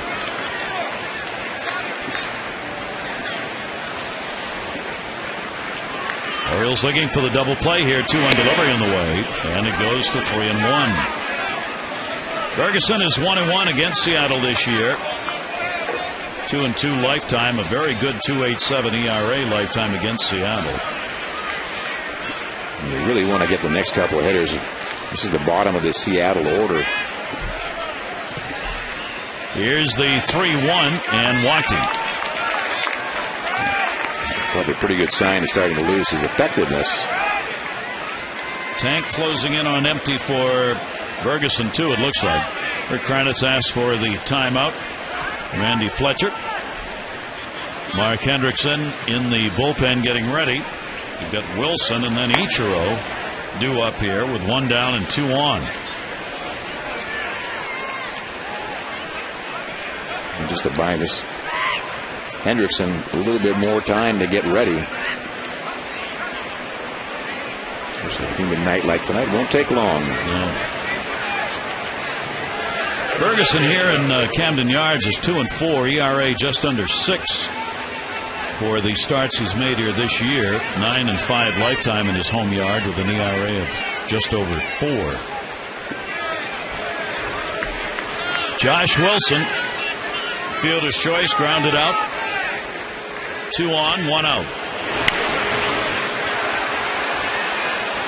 A lot of uppercutting going on in this ball game. That was really in the danger zone. Another indication Bergeson losing it. When you start to lose it, you want to start adding with your body, and that's what happens. Your delivery starts to break down, as does your command.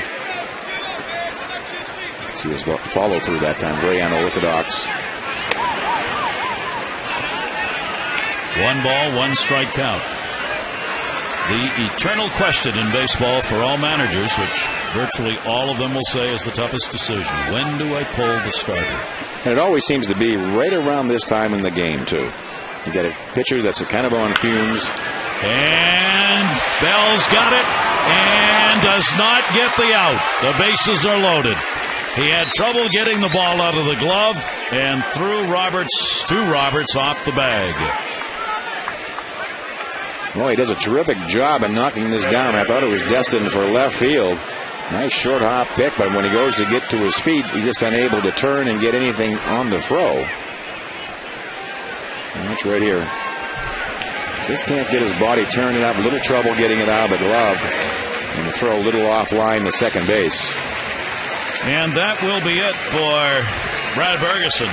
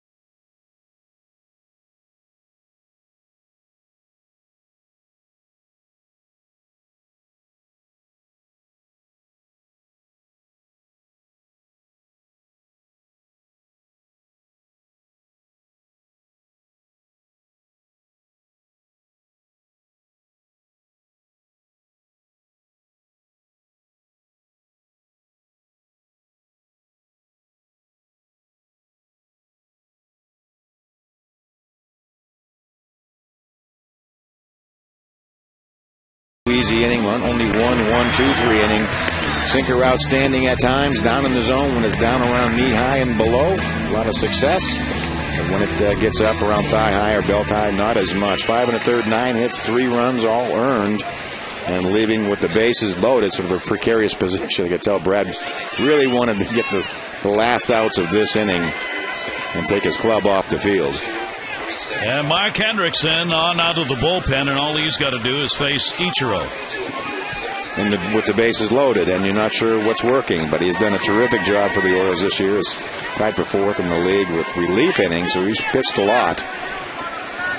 Ichiro is 5 for 17 off Hendrickson with a couple of doubles, a walk, and a strikeout. And Ichiro actually has a higher average against the lefties this year, 321, than the right-handers, 305. And to have a 294 average is actually pretty good. Yeah. When you think about it. How to hold him down. So a big moment here. Bases loaded, tie game. The 0-1 delivery. Ichiro will take it inside. Matt Albers in the bullpen.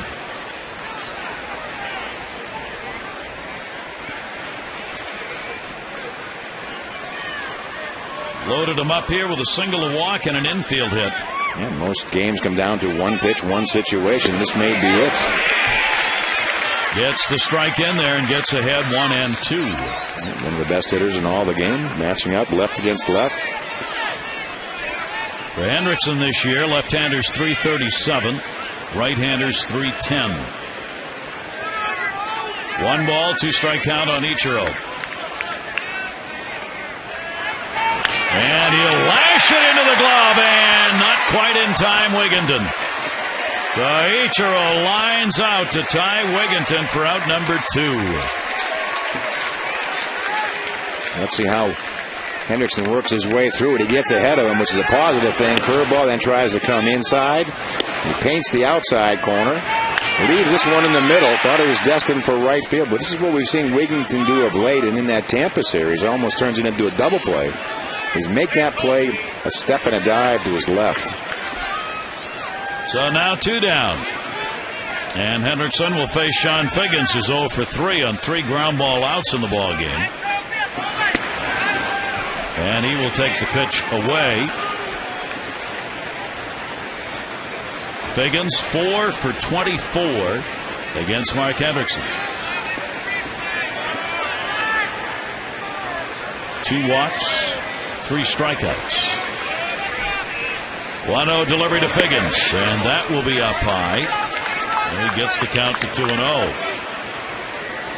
There are the runners. Adam Moore single at third, walk. Saunders at second, single. Josh Wilson at first. I like this move by Hendrickson, taking a little time to regroup. Obviously pleased about how the Ichiro at bat turns out and doesn't want to be lulled to sleep, falling behind 2-0.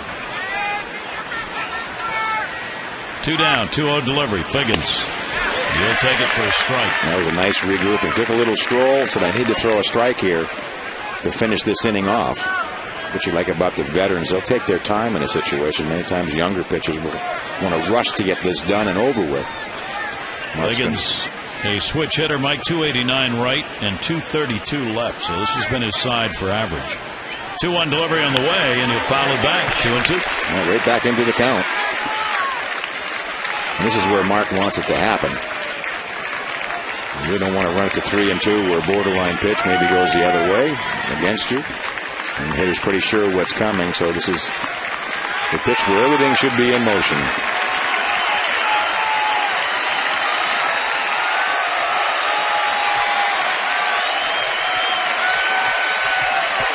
Two ball, 2 strike count. And he got him. What a job by Mark Hendrickson. Comes on with the bases loaded and retires Ichiro and Figgins to keep this ball game tied at 3-3.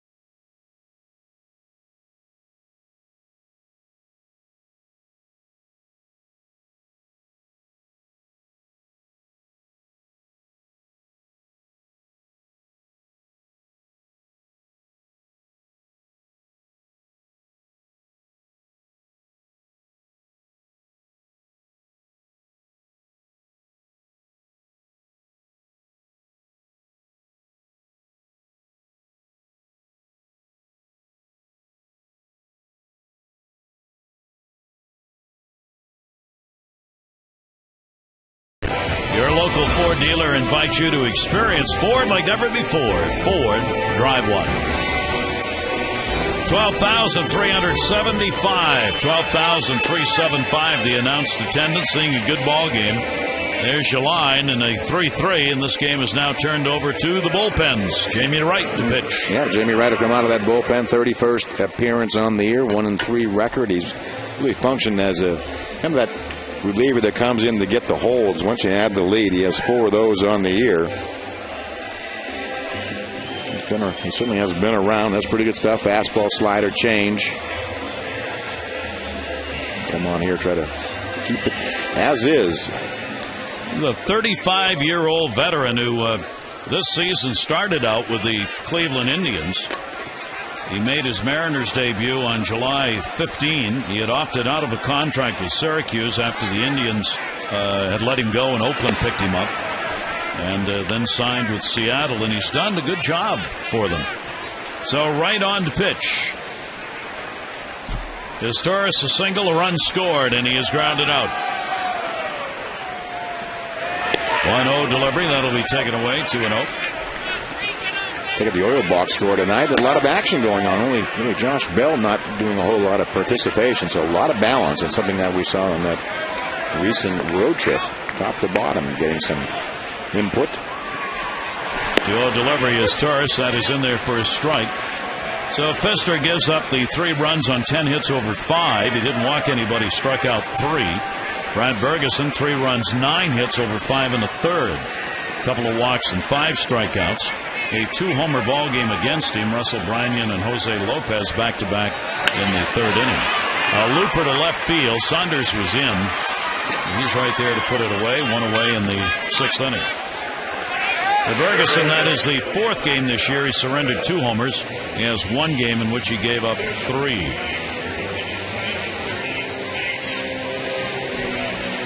Josh Bell, 2 strikeouts. In the ball game, he'll be followed by Brian Roberts at the top of the order. First of a 3-game set against Seattle as the Orioles open up the homestand.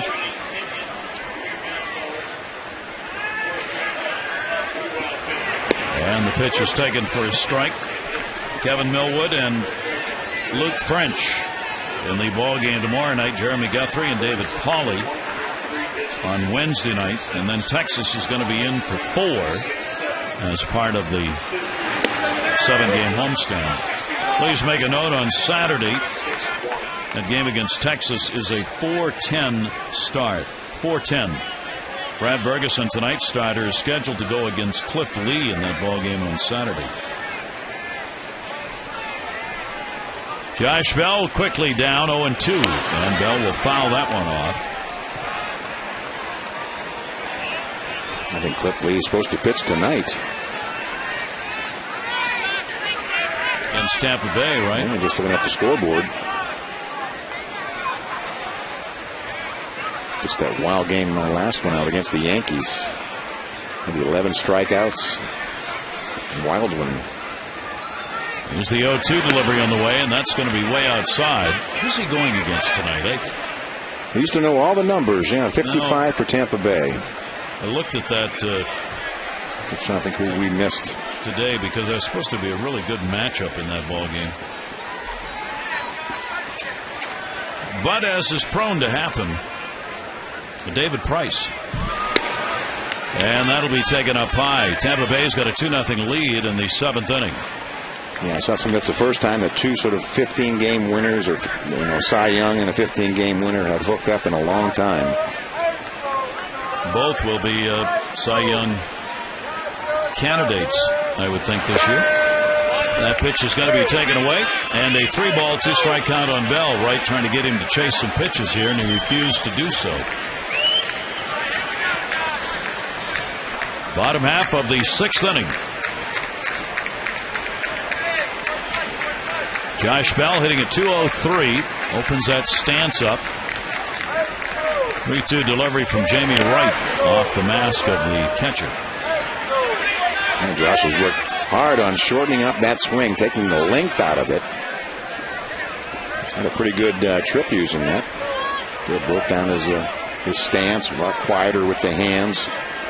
Elbows in a little bit closer to his body, and it seemed to pay off on the trip. Again, Wright with the 3-2. And got him. So that's 3 strikeouts tonight for Bell. 2 swinging and 1 called. Go behind the scenes with your Orioles on Facebook and Twitter. Visit Facebook.com/Orioles. Become a fan of the Birds. Receive the latest Oriole news, special ticket offers. And you can visit Twitter.com/Birdland Insider and follow the O's. You'll be the first to learn behind the scenes info straight from the team's communications department. All the Birdland news you need is just a click away, Mike. Absolutely. 2 down, and Brian Roberts. Like one of the all-time great Twitterers.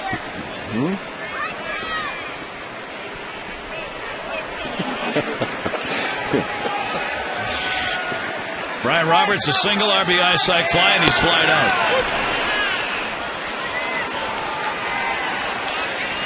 Oh, 2 count.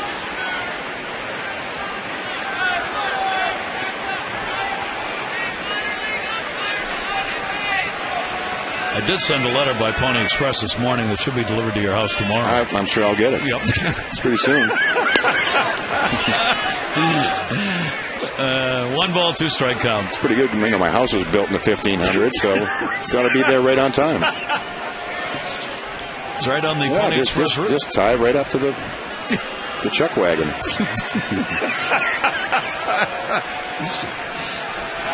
1-2 delivery is swung on and missed. So Jamie Wright comes on and retires the side in order. We've completed the 6 here at Camden Yards. 3-3.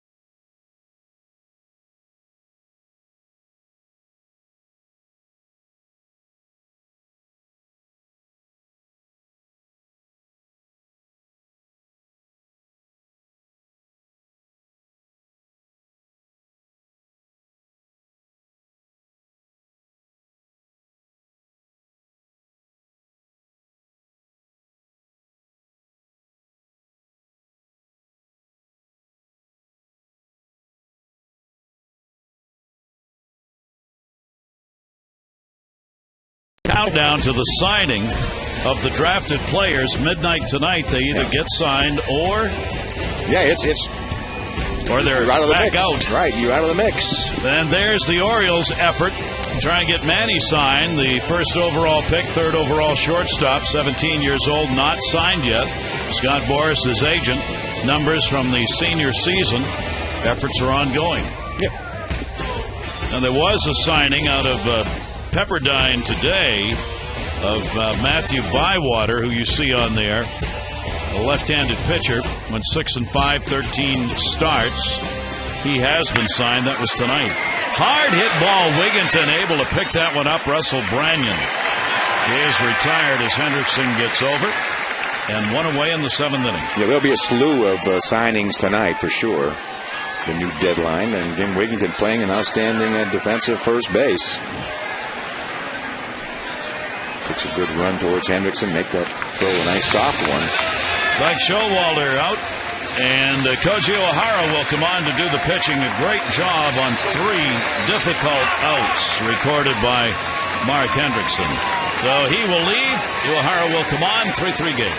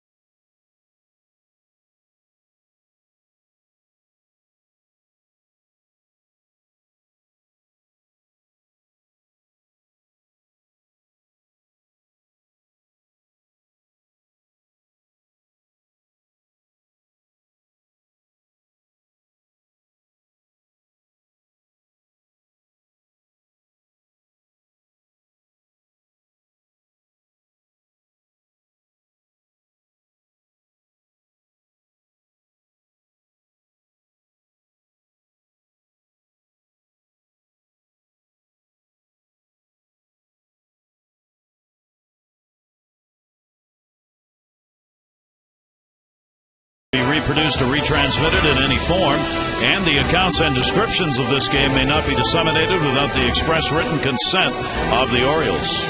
Beautiful summer night here at Oriole Park at Camden Yards. Koji Urahara. He's been outstanding at 22nd appearance. ERA now just sliding under the 2 mark. And he's got a couple of terrific stats out of the bullpen.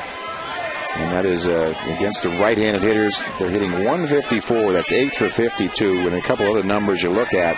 Retiring that first batter. He has retired that first batter 18 of 21 times. Outstanding number for Koji. 1 down and nobody on as he will face Jose Lopez. The other one that jumps out at me is the inherited runners, which is always a big one for starting pitchers about relief pitchers. He's had 10 men on base when he's come in, and none of them have scored. Great job by Mark Hendrickson, who worked an inning and had a strikeout and nothing else.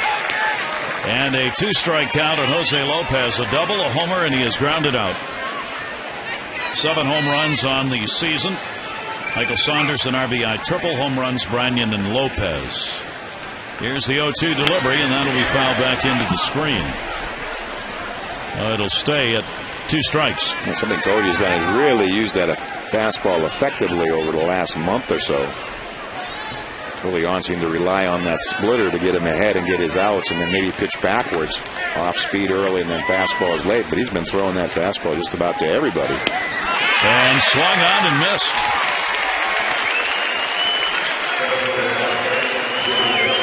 Strikeout starting to mound for Koji. 0-2 pitch.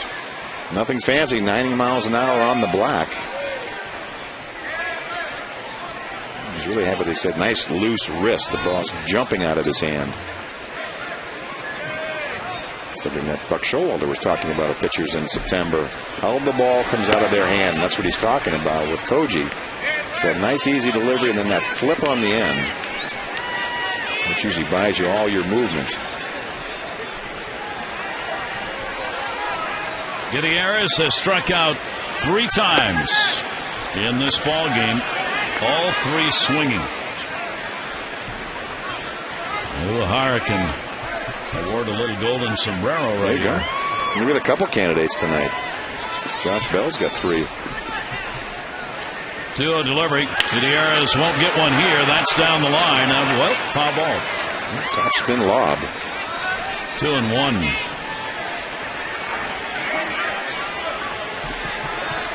Cliff Lee in that ball game we were talking about against David Price, 6 2/3 innings with 9 strikeouts. It's now a 2-2 game. Price, he went 6, struck out 8, walked 5. He threw 109 pitches in 6 innings. 2-1 delivery on the way. Gutierrez, a towering foul ball. That's the outcome in Tampa still to be determined. 2 teams that may see each other in the postseason. I think clubs are starting to look like that, but have a chance to play each other down the road, sort of jockeying for position or maybe superiority. Bragging rights.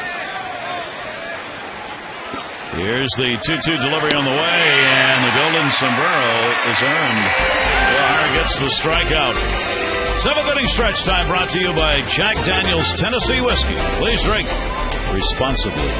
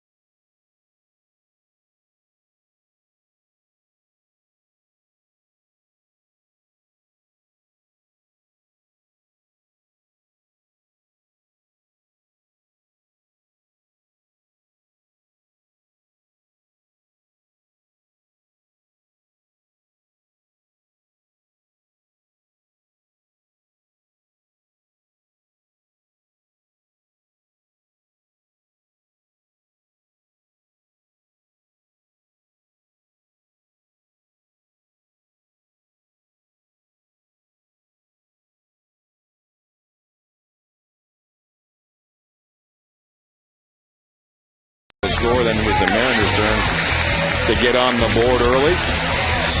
Simply a 1-1 game. Nick Markakis getting into the action with a base hit after a cool road trip. Russell Brandon launching one to center field. They would hit a couple of home runs in that inning.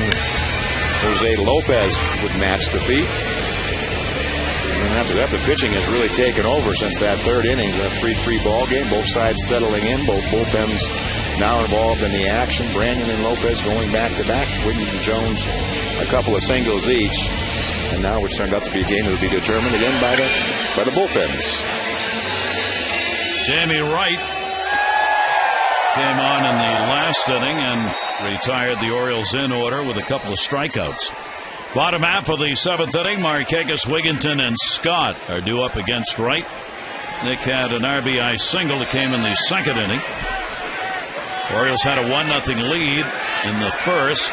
Mariners came right back, tied it up. Orioles took a 3-1 lead, bottom of the second. Mariners came back, tied it up. And we've not had a run scored since that third inning. Markakis 2 for 6 off Jamie Wright. 1-0 delivery. And that's going to miss. 2-0.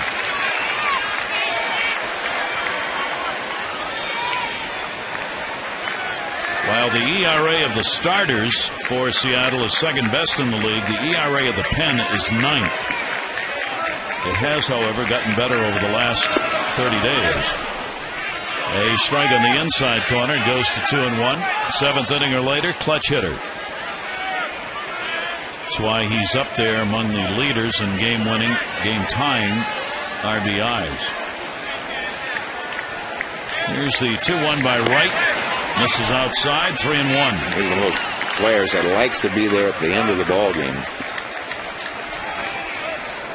Nick has only missed 2 games this year. He's played 116 of 118. Only Ichiro, who's played all of Seattle games, has played it more. And the shortstop hit hard with right at Wilson. One away in the seventh inning. Ty Wigginton with a couple of singles. And he has been called out on strikes. Wigginton a 2 for 9 with a home run off Wright. 26 straight games now. And he has reached base in one way or the other. Yeah, it's been a night of singles for the Orioles offense. Grounder right back to him. Right. 2 down.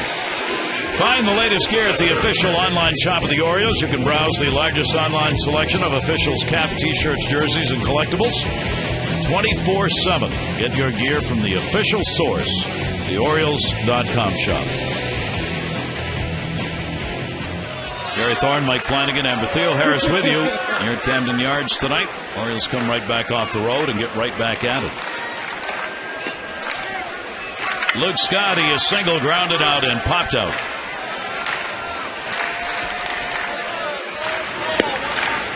And Wright is throwing strikes.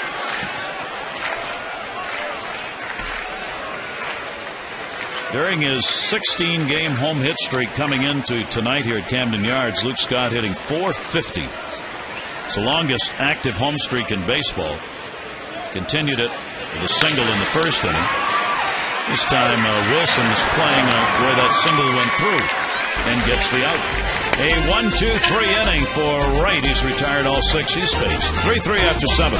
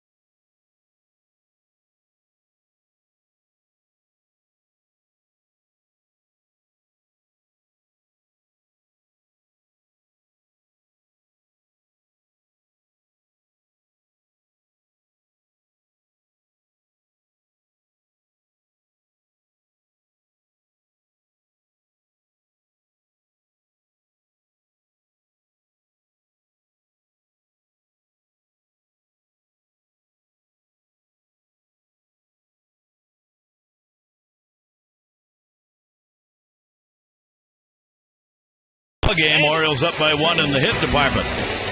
Time for you to text in your vote for the AT Player of the Game. The candidates tonight: Ty Wigginton, as he again at the plate has had a couple of singles runs scored. Lopez, he's delivered a home run and a double in the ball game, and Henriksen with 3 big outs in the inning that he worked as he got Ichiro and Figgins with the bases loaded. Text in your vote, A, B, or C, 51862. And he's played a good first base for the O's again tonight. Absolutely. Terrific defense on Wigginton's part. He saved a couple of runs the last few days. Casey Kochman's going to lead it off. 4-game hit streak he extended in the second inning, a single and a run scored. He has grounded out twice since. Michael Gonzalez in the bullpen. That's a strike taken. Michael's one of those who warms up long. He starts in the back of the mound. See where he is? Almost like an infielder, outfielder throwing to a base. Hey, sometimes you want to work your way up the hill to go down the hill. Koji Uehara on. Struck out 2 in the 7th inning, getting Lopez and Gutierrez. Kochman with a 2-ball, 1-strike count, hitting just .216, 8 home runs, 40 RBIs. And he'll take that to the gap in left center field. He got all of it. Jones trying to cut it off, will not be able to, and Kochman will lumber into second base with a leadoff double. Well, first time Koji's left one up and out over the plate. 15th double of the year for Casey Kochman. See, it's a splitter. I thought it was a fastball, but it stays up in the zone, doesn't fool Kochman. Just lines it out in that left center field area. Ooh, it's just stayed with the fastball almost exclusively, so getting right away Koji in a lot of trouble starting off the inning. Now each team 3 runs, 10 hits. Moore has 2 singles. Adam Moore, the catcher, he also has struck out. Bell will play even at third. Squares early and meant it, and that's going to be a base hit. Maybe the only infield hit he gets, as he is not fleet of foot. A 3-hit ball game for Adam Moore, and moves the runner over and gets on himself. It's almost an excuse me bunt. You watch him, he's almost falling away from this pitch at his chest. I'm not sure he even saw himself bunt it. Flinches away and out of Koji's reach and out of Wigginton's reach. So an excuse me bunt. The ball may have hit him in the chest if he missed it. Uehara doing what many pitchers do when a hitter squares around that early. Hardest pitch to bunt is the one coming right at your chest. Yeah, that's the shame of it, because again the hitter was not going to get out of the box well. He was recoiling, if anything. Now first and third, nobody out. Saunders, a triple RBI, walk, and a fielder's choice. And he will take the pitch up high for a ball. So in this situation, they'll play for 2 up the middle. Come home maybe at the corners. And we started playing a lot of playing in with the infields early on in this game. It's turned out to be anything but that now. 6 runs and 21 hits in the game. Here's the 1-0 delivery. Uehara swung and a miss to stay up high and get him to go after it. Well, Cody's going to go for a strikeout. That's what you want in this situation. You can get a strikeout, then come back and try to get the double play. And you're doing it against the bottom of this lineup, which is pretty inexperienced. Off first and third, the base runners, tie game. Takes that one for a strike and gets ahead on the count, 1-2 on Michael Saunders. Now, it seems like the hitters are really expecting to be fooled by Koji's stuff, and he's just been coming right at him. He's had a lot of success. That last pitch, 92, pretty much right down the middle, frozen. 1-2 delivery to him. Saunders will take it. 2-ball, 2-strike count. Saunders' triple, his second of the year, came in the second inning. His 5th hit off the Orioles this year, as he's now 5 for 14 with a home run this season against the O's.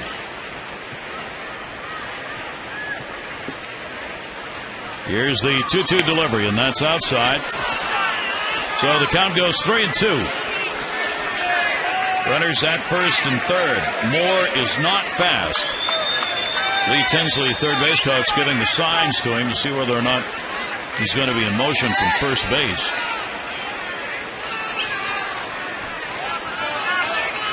Three-two runner not going, and that will be fouled away.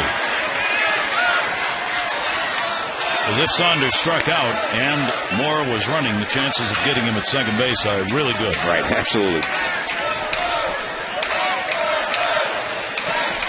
I'm sure Darren Brown feels like he has the pressure on the Orioles right here. Let's not give them any outs. They're running to a line drive double play.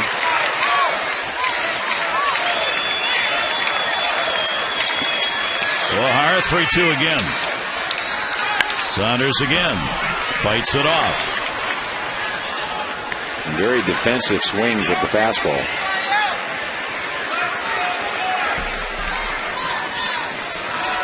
Saunders has struck out 59 times, drawing 21 walks on the season. His 72nd ball game. He just got over the 200 at bat mark. Regulars are up 300, 400 at bats. Popped up Wigginton, and not enough space. Just out of reach. Had enough time to get over there.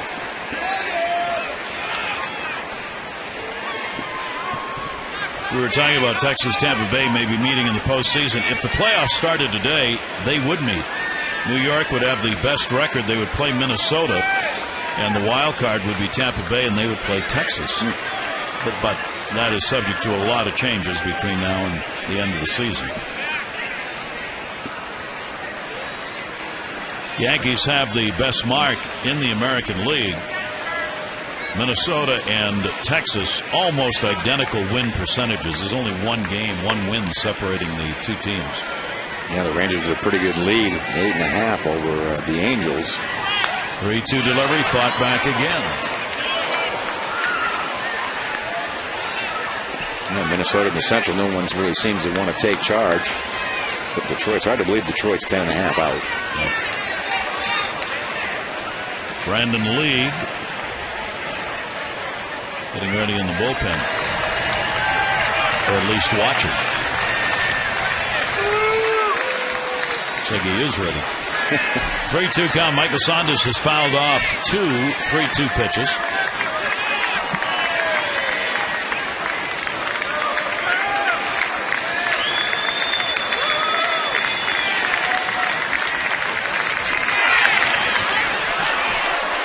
And another one. Yeah, Koji's throwing strikes, 24 total, 17 strikes, 7 balls. Wieters will go out now. 10 pitches in this at bat by Saunders. So Wieters, 1, wants to make sure they're in agreement on what to throw. 2, wanted to give Koji O'Hara a little breather.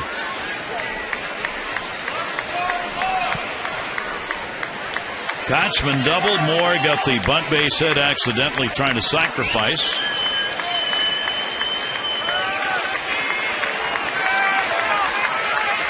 Three-two for the 4th time.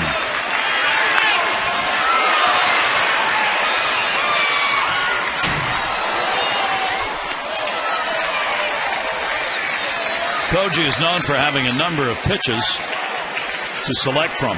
I think he has selected all of them. I'm sure, yeah. He's catcher to start taking off his toes, or shoes to count his toes to see how many he has to throw. Really been pretty consistent with his high fastball. Probably swung at ball 5 by now. 3-2 again, and he wins. O'Hara gets his 3rd strikeout on a change.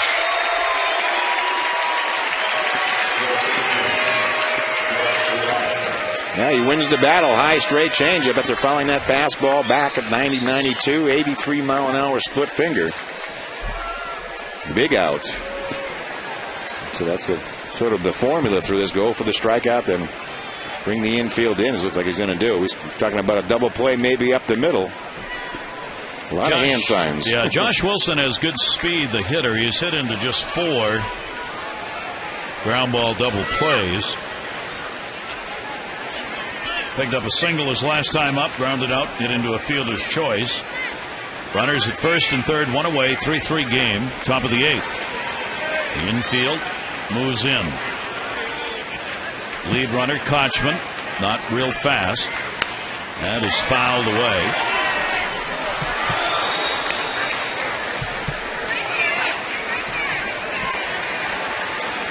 Not a lot that Darren Brown, the manager for Seattle, can do right here because Adam Moore's the slow runner at first base, so he doesn't have a lot of options in the bottom of the order batting here.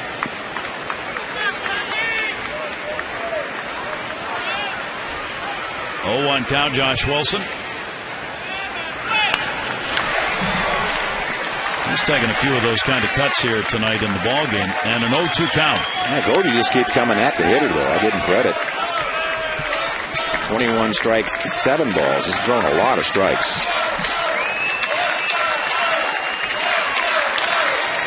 And as the hitter, what I would say is the swing mode. They're looking to swing the bat because he's around the plate. Infield stays in. The 2-strike deliveries up high.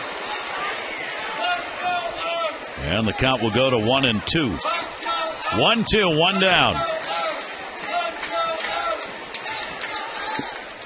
Let Showalter playing not to allow the run in here rather than staying back hoping for the ground ball.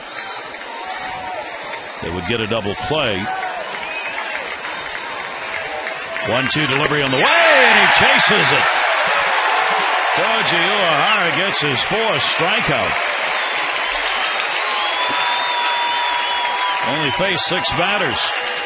And that will bring Buck Showalter out with Ichiro waiting on deck.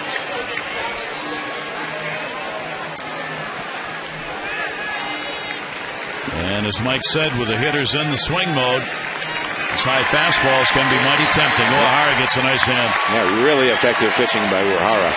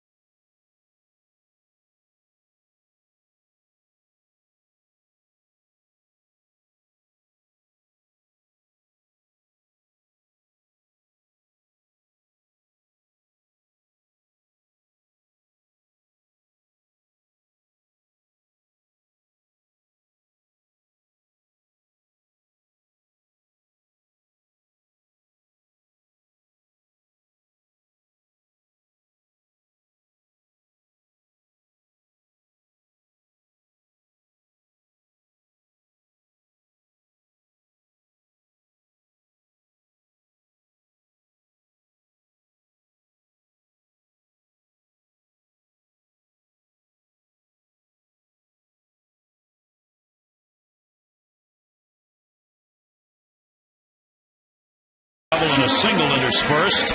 2 on his responsibility. Michael Gonzalez to pitch. Yeah, Gonzalez will have to come on and face Ichiro in this situation.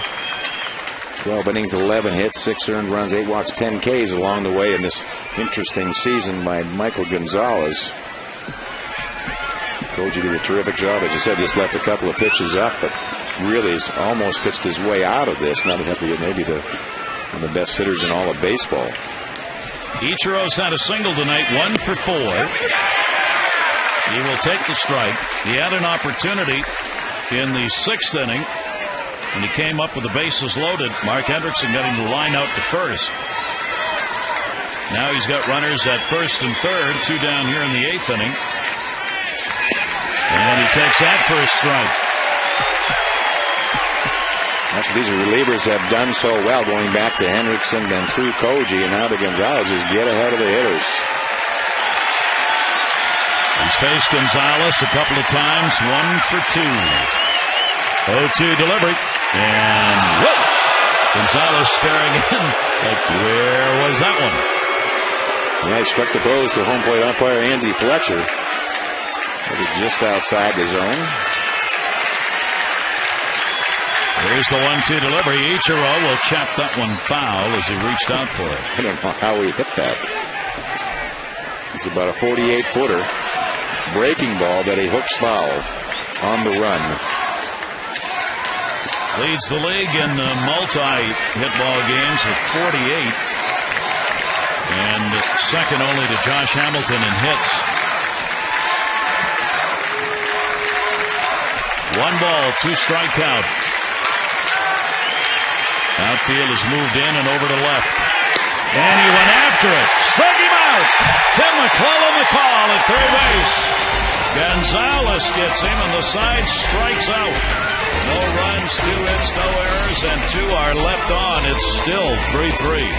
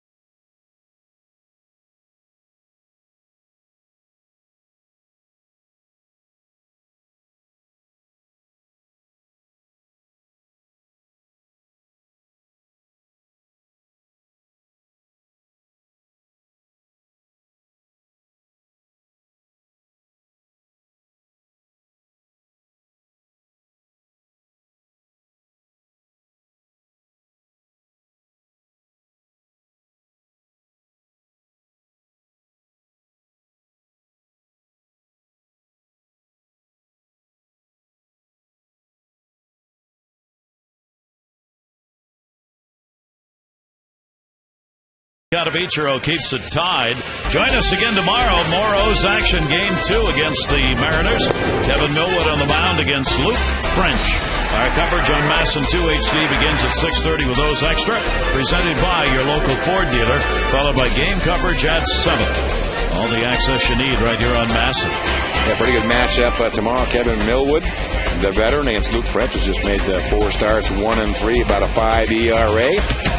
Opposition average about the same, so we'll see how it works out tomorrow for Kevin Millwood. Try to get a win at home. Good job by Jamie Wright. He worked 2 innings, 2 strikeouts. That was it. Here's Brandon Lee. Yeah, the bullpens have been terrific since coming on. Brandon Lee working on his 60th inning pitch, veteran reliever. 19 walks, 40 strikeouts on the year for League. Power arm, no 3/4 delivery, throws hard. Jones would just as soon League stay in the bullpen.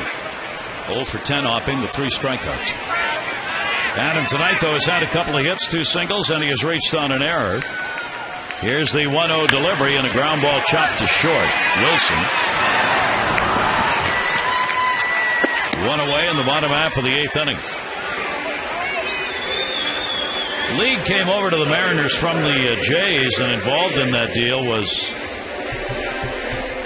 Brendan Morrow, or Morrow, your choice. Which we still don't know. Which we still don't know for sure. See. Right. But anyway, there was a starter for a middle reliever. Not that League has had a bad year, but you might want to have held on to Morrow. Yeah, they thought they had an excess of starting pitching, and they needed some help in the bullpen. Well, right there, you had a problem. Right. Halfway through that sentence. There's no such thing as an excess of starting pitching at the Major League level. It's like the Red Sox this year, where they had 6 going in, and they certainly have had all kinds of problems. Fouled off by PA, a single, 1 for 3 in the ball game. League has really been tough. No runs against him in the last 10 innings that he's worked. He's now 6th in the league with 54 appearances.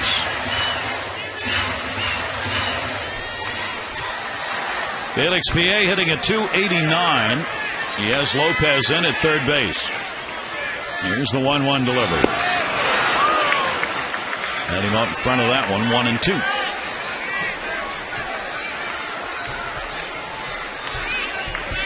Good ball game. Started out with both teams playing for a tight, low-scoring game. Looked like it was going to be a wild offensive affair, and then since the third inning, all pitching. And it continues here. League gets the strikeout. Pierre's retired. There's been a ton of strikeouts later on in this game after the first few innings. The 1-2 pitch, that sweeping three-quarter sidearm slider. It may have been the splitter. Good downward action.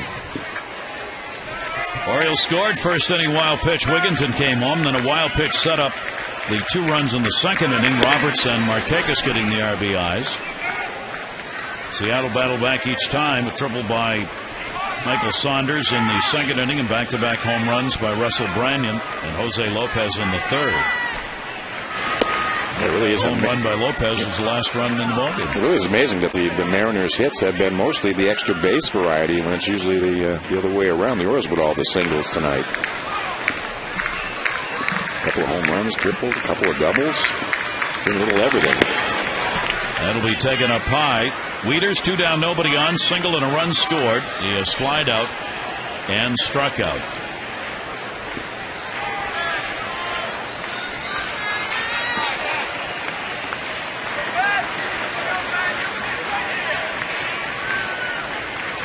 Two-one delivery to it. Matt coming into the ball game, .254 left-handed, only .209 right, and 7 of the 9 home runs have been hit from the left side of the plate. 3 ball, 1 strike count from League. Both starters non-decision. Brad Bergeson 3 runs, 9 hits over 5 in the third. Doug Fister 3 runs, 10 hits over 5. And Fister really hurt himself with the 2 wild pitches. They were instrumental. I mean, the run in the first came on a wild pitch, and the 2 runs in the second were set up by a wild pitch. And that Showalter's team has taken advantage of opportunities. And he walked him.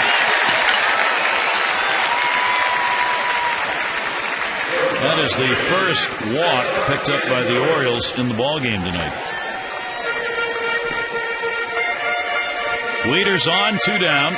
Is Torres a single, 1 for 3. And a run scored.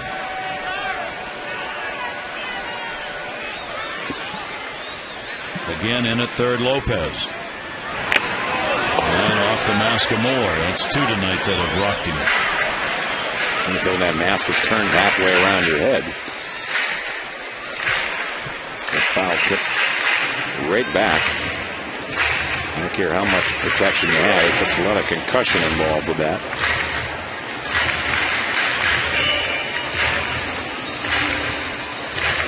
Talking to the home plate umpire right there, Andy Fletcher.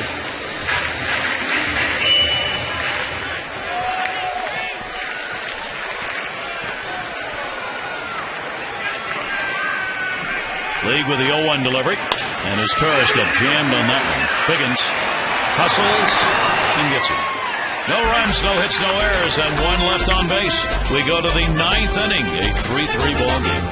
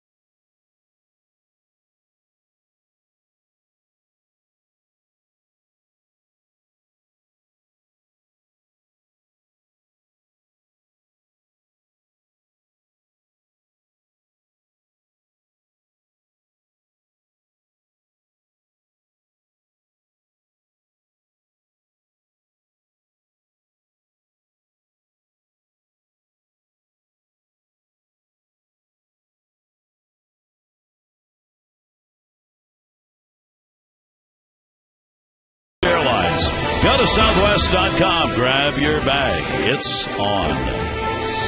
Summer night on the Inner Harbor. 3-10-0 for the Orioles. 3-11-1 for the M's. Gonzalez came on to strike out Ichiro. He will stay on. Figgins, Branyan, and Lopez coming up. Interesting that since 03, these are the two teams who've had the most managers. Seattle, now with Darren Brown, Wakamatsu, Riggleman, McLaren, Hargrove, Melvin, the Orioles, Buck Showalter now, Samuel, Tremblay, Palazzo on the list. More managers since 03 than any other of the teams in Major League Baseball, with 6 each. There are 3 teams who have had only 1 manager. Grounded toward short is Turris. Ouch.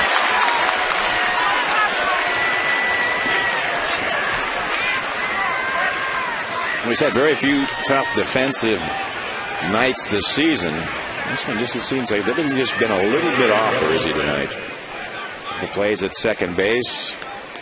I think that's his 6th error, and he's had a lot of chances at shortstop, and pretty steady defender all year long. Second best fielding percentage in the American League for shortstops. But that puts the leadoff man on and with speed. Here is Russell Branyan. First error committed by the Orioles. Branyan has picked up a home run, his 16th, a walk, struck out, grounded out. I think this club doesn't hit into a lot of double plays. Grounded into 79 all year long. Just to give you a reference point, the Orioles have grounded into 112. Russell Branyan with the 1-0 delivery, and he'll take that outside. The 3 teams who have had only 1 manager since 03, Bobby Cox in Atlanta, Tony La Russa with the Cardinals, and Mike Scioscia with the Angels.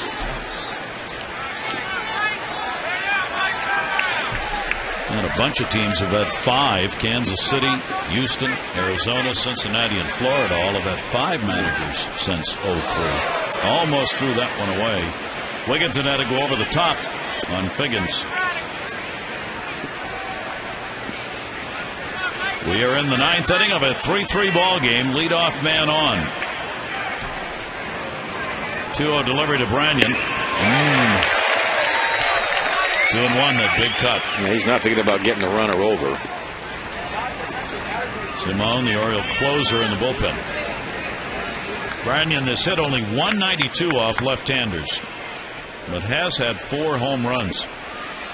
4 of his 14 hits against left-handers have been homers. Didn't get a good cut on that one, and it's 2-2. They really have to mistake it, being a left-hander to Russell Branyan for him to be able to hit a home run. If you make pretty consistent pitches, you're going to get him out. Like he was guessing breaking ball on that. So they just got to keep it out of the middle of the plate, stay away from hanging a pitch. Branyan will take it, and he's gone. Gonzalez gets his second strikeout, and 3 batters faced, 1 away. Lopez coming up in our 4th drive of the game. Yeah, going back to the 3rd inning, Jose Lopez in an inning that the Mariners would go back-to-back.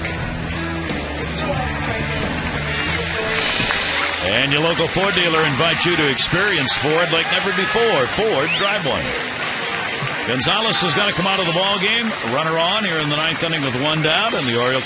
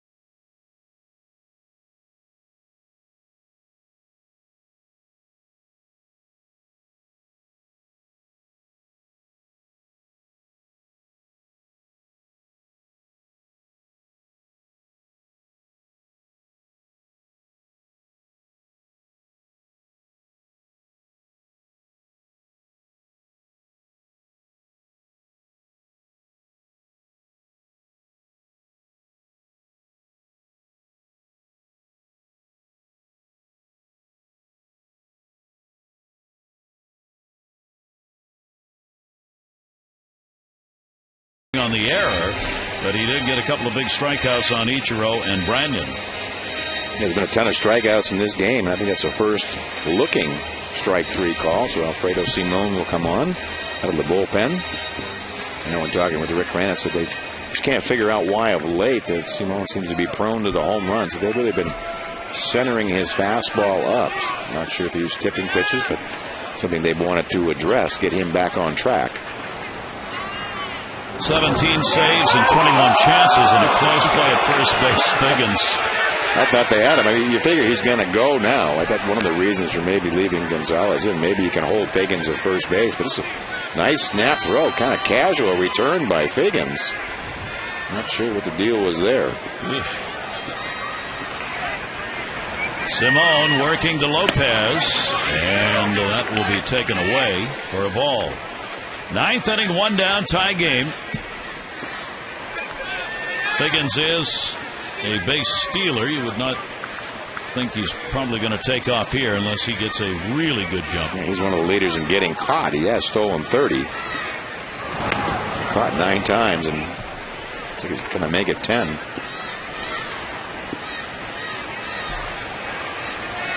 For Simone, the right-handers 309 against him, left-handers 257. He did give up that home run to Kelly Shopik. Tampa Bay. 1 ball, 1 strike count. Seattle's chased a lot of pitches that have been out of the strike zone, those high fastballs in particular. Oriole pitchers with 12 strikeouts. That's a season high for the staff. Mariners average just a little over 7 strikeouts a ball game. Oriole pitchers average 6 a game. They doubled that here tonight. In fact, the Orioles' second fewest strikeouts per game. Only Cleveland has fewer in the American League. But this has been a strikeout night. 1 ball, 1 strike delivery on the way, and that one in the air to right field at Markakis. Figgins will tag, but he's not going to go. Lopez, the second out in the 9th.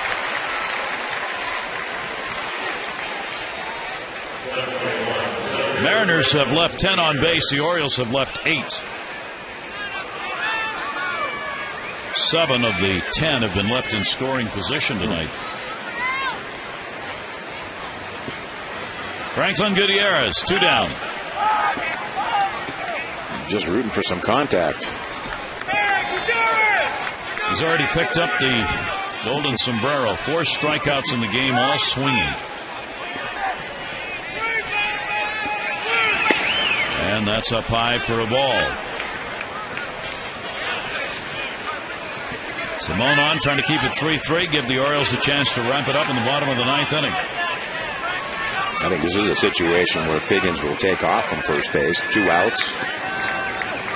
Got to get in the scoring position where just a single can score you. And a towering fly ball to center. Adam Jones. He is going to put it away. So the Orioles in the bottom of the 9th against the Seattle team that has lost 20 games in the opponent's final.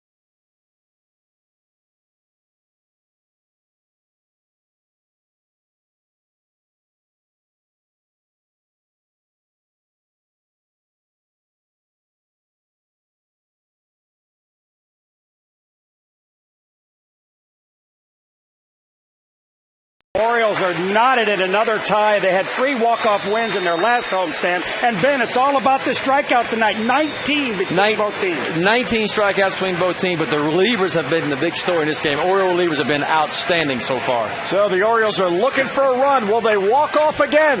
Let's head back to the booth and find out. Here's Gary. All right, Jim, let's see what happens here in the bottom half of the 9th inning. The Orioles will have Bell, Roberts, and Markakis due up. Brandon Lee will stay on to pitch. League came on and worked the 8th inning, getting up just a walk. Here is Bell, bottom of the 9th, 3-3. And that's to second. And that's going to skip off Figgins. And the Orioles will get the leadoff man on.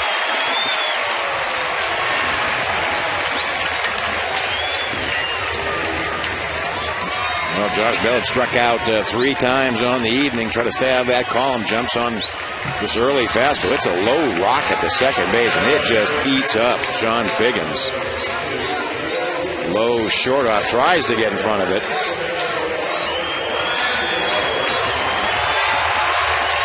Julio Lugo will come on to run for Bell, who gets a base hit. The Orioles now have 11 singles in this game. Brian Roberts, Lopez will move in at third base. Nobody out, bottom of the 9th. 1 run wins it. Shows bunt. Fair ball. Gets the out, and not quite. What an arm we have seen from Adam Moore, the catcher, in this game tonight. Oh, what a rifle throw. Watch how quickly Moore comes up. He just about turns this into a double play. 1 step and a throw. Just a low rocket. Playing a very close play at first base. Perfect on the throw. Wilson able to get in and get out of trouble. Close at first. Moore has had the arm going tonight. Here's Nick Markakis, 1 away. Markakis a single RBI, 1 for 4. Roberts at first. And that is taken for a strike from Brandon Lee. The league's always been really tough on right-handers, so look for Nick to get something to hit and to pull. Be interesting to see the way Buck Showalter plays. This will leave Roberts at first to keep that hole there from Nick. Markakis 2 for 5 off league. 0-1. That will miss. 1 ball, 1 strike count. All of the runs scoring in the first 2.5 innings of this ball game. Since then, it has been all pitching. Hendrickson, Uehara, Gonzalez, and Simone have held the Mariners to nothing. And Wright and Lee, under the bullpen, have done the same to the Orioles. Roberts back. Looks like he wants to run. In his career, Brian stolen 16 times against the Mariners. Only been caught 4 times. If you want to test that throwing arm, and also maybe want to get a ball in the center field where you could really apply some pressure on going first to third. 1 ball, 1 strike count. Roberts extending it, and there he goes. It is a pitch out. Here's the throw by Moore. Is that perfect or what? Oh, my gosh. What an arm. I mean, that is textbook right there. Let's go back and take a look at the jump by Brian Roberts. Pretty good jump. Straight steal, no look back at all. But watch where this ball is delivered. Perfect strike to Sean Figgins. Pops out. It's not that great of a pitch out for him. Really not even that close of a play. So there are 2 down. Markakis, a 2 ball, 1 strike count.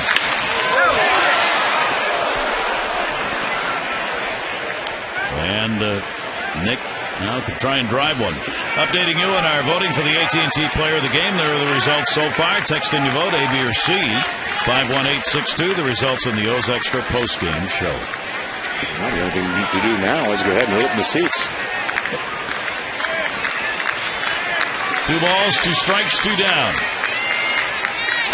And Nick will get a base hit into right field. Ichiro will get it in. And another single. A dozen for the Orioles. Dozen Ks by their pitcher, dozen singles by their offense. Now Ty Wigginton, he has 2 of those singles, has struck out and grounded out. Wigginton also 2 for 5 off league, as was Markakis.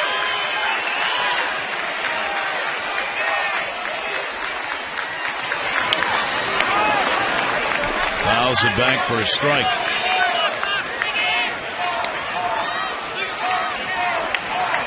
League has surrendered 6 home runs in the 60 innings that he has worked, but has held opponents to a .229 batting average.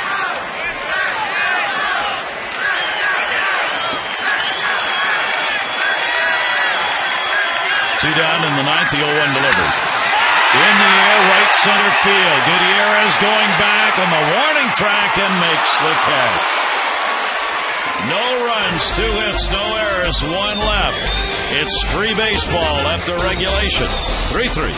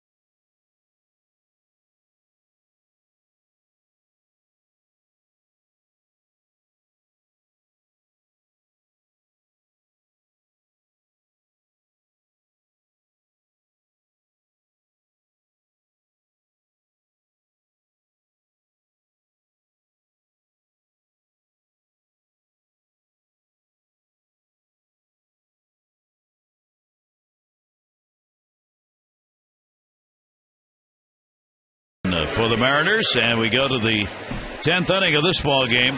Lugo will stay on after pinch running and play at third base for Bell, who is out of the ball game. Simone will stay on, getting the final 2 outs in the 9th inning.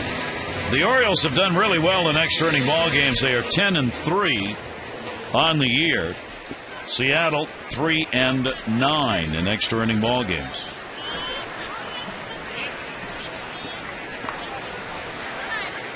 Bullpens will remain ready. White, Ardsma.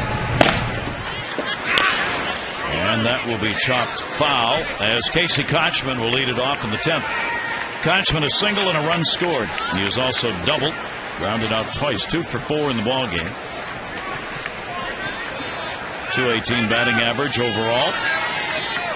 As the Orioles try and open up the 7-game homestand with a win. Fouled away. Seattle's on a long road trip, 12-game trip, 4 cities. They went 2-1 in Cleveland. They've got New York for 3, Boston for 3, 3 here. This is a very long trip for Darren Brown and the Mariners. And that pitch will be taken, a 1-ball, 2-strike count. They're going through some pretty tough towns, too.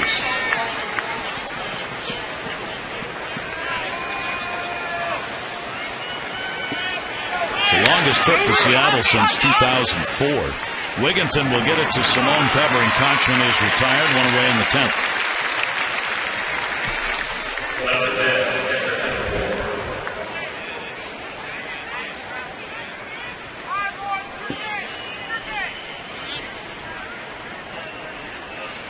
Adam Moore, who's factored in this game, more behind the plate than added, but he has a 3-hit game.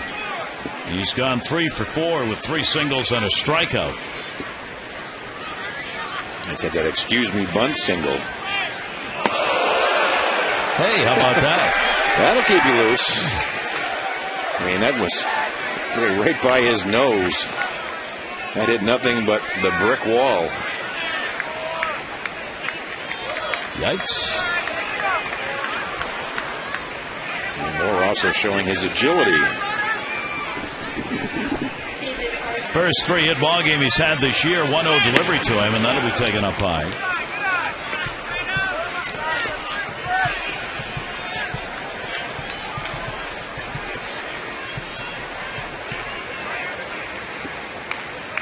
The 2-0 pitch will be fouled away. 2 ball, 1 strikeout, 1 out.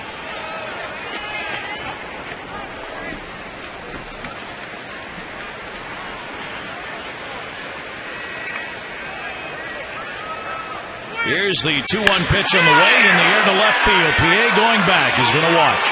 Goodbye, home run.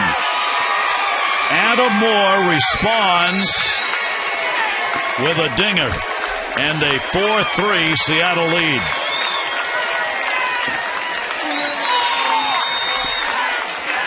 He's only got 3 of them, but that one right now is a go-ahead RBI. You know, that was certainly a well-centered 2-1 pitch. And it is up and on the inside half of the plate. That's, well, Fredo Simone has been getting in trouble. He's been trying to go away. It comes, runs back or leaks back to the middle of the plate. And he's been touched up for some real long balls of late. 8 home runs in 39 innings off Simone. So the Mariners have taken the lead 4-3 here in the top of the 10th inning. And that is their 12th hit of the ball game.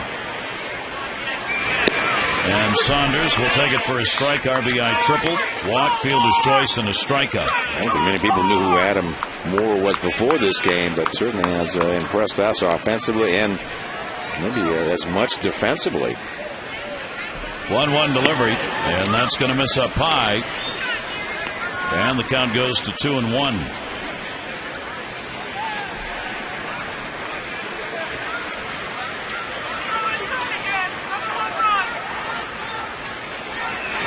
And that'll be fouled off outside of first base. That closer's role obviously is very much up for grabs here for the remainder of this year, but perhaps more importantly for next season. And Buck Showalter has talked about that. He's got an open mind on that. But you do not want your closer to be giving up home runs, and that's 4 straight appearances in which Simone has done that. Towering pop-up. First base, Wigginton.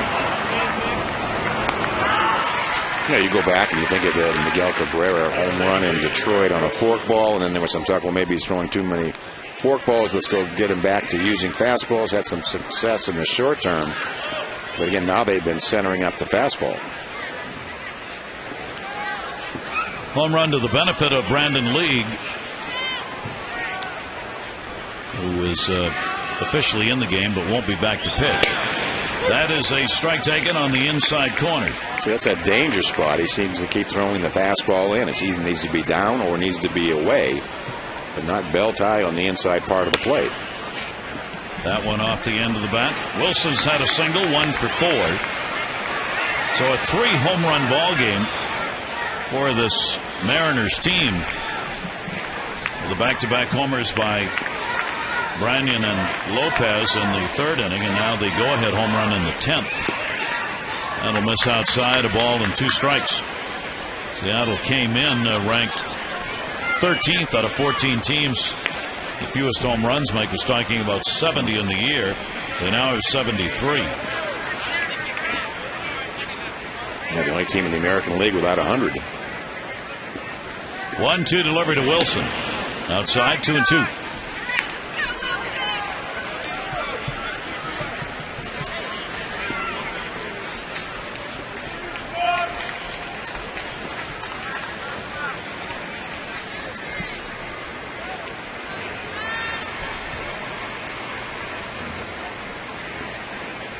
And the 2-2 to Josh Wilson. And Matt Wieters receives the complimentary ringing of the bell.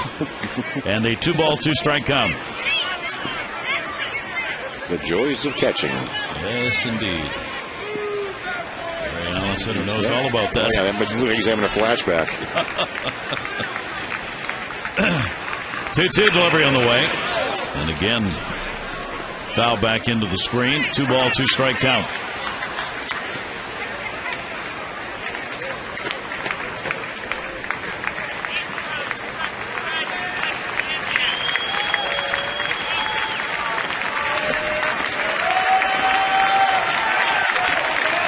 Six extra base hits, 3 homers for Seattle. Been a strange game in that regard. The Orioles having all singles. Breaking ball is there, and Simone will get the strikeout. But the home run by Adam Moore has given Seattle a 1-run lead as we go to the bottom of the 10th.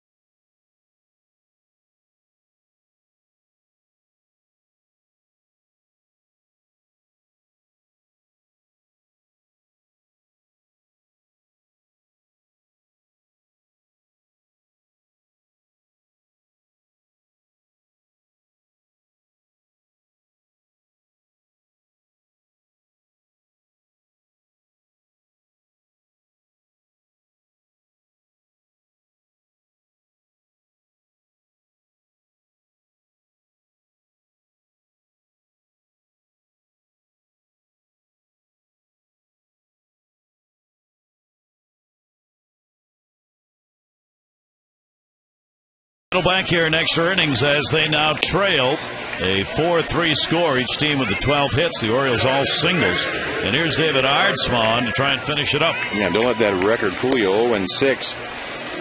Done a pretty nice job. 17 walks, 42 strikeouts in just 39 innings. But he's allowed just 1 run over his last 12 outings, going 7 for 7 in save opportunities. And during that stretch, he's only allowed 2 hits. That's 2 for the last 37. An 0.54 batting average and 15 strikeouts to go with it. It really helped him drop his ERA from 5.60 to almost into the 3s over his last 12 outings. So he's been pretty special. Multiple pitch pitcher, fastball, slider, and forkball. So the Orioles have their work cut out for them. Luke Scott will lead it off against him. Scott is 0 for 4 off Aardsma. We go to the bottom half of the 10th inning. Scott Jones and PA due up.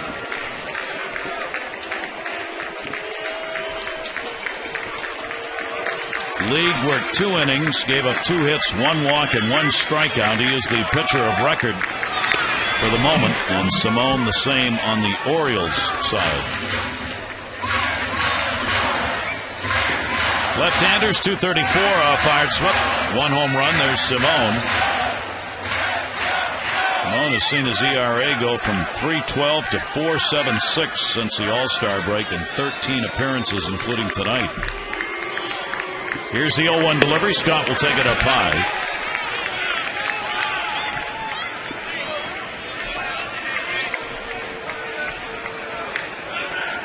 Wright worked 2 innings out of the pen.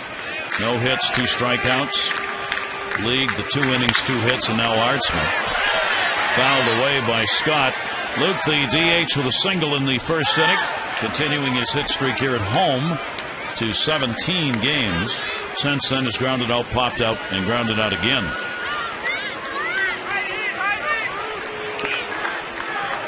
Now they've kept Luke pretty quiet. That base hit going back to the first inning.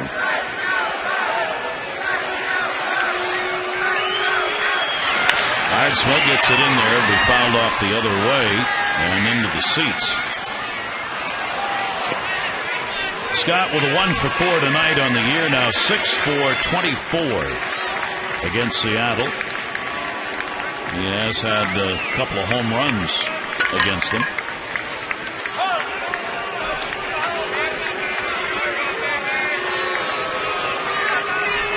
One and two, Ardsma.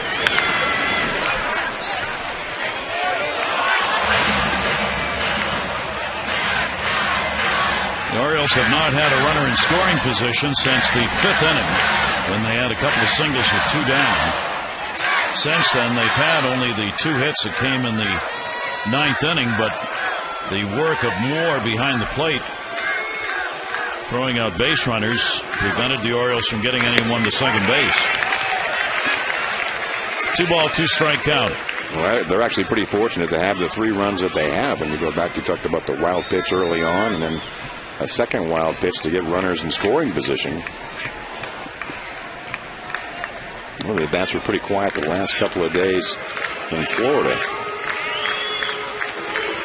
Here's the 2-2 delivery again, and again fisted. And that's going to be a base hit. How about that? There was just enough room for that ball to fall in behind the pitcher's mound, with Lopez and Wilson trying to get there. This ball right in on his hands. You can't get much deeper than that. It may go all of 80 feet, but you couldn't have thrown it out there better. When you're hot, you're hot. And that just opens a huge door, that 80-foot single. Corey Patterson will be the pinch runner. Luke Scott out of there with a 2 for 4 ball game. 2 for 5 ball game. Patterson will run. Jones is up. Orioles are down a run in the bottom of the 10th. 6-game hit streak for Adam. 2 singles in the ball game. He's reached on an error and he's grounded out. Play to tie it home, win on the road. Oh yeah, you know Adam would certainly love to do something here against his former club. Taken down low, and that's ball 1 from Ardsma. I think they're more apt to run than bunt. Patterson's been pretty successful. I think he's stolen 17, been caught only 3 times. 1-0.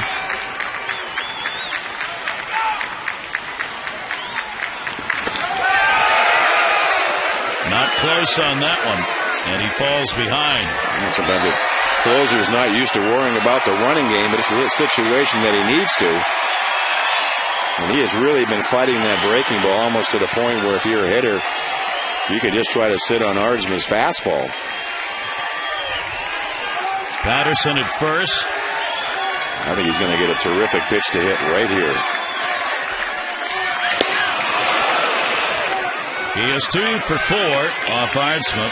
A double and a couple of strikeouts included. I can't believe he swung right through it. It was right down the middle, but at 94.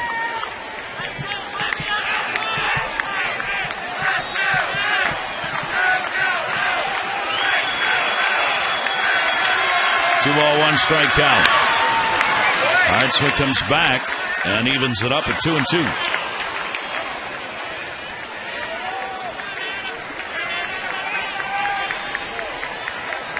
Seesaw game. Tampa Bay came back to beat Texas. They had a lead of 2-0. They lost the lead. It was 3-2, and then they came back and won it 6-4.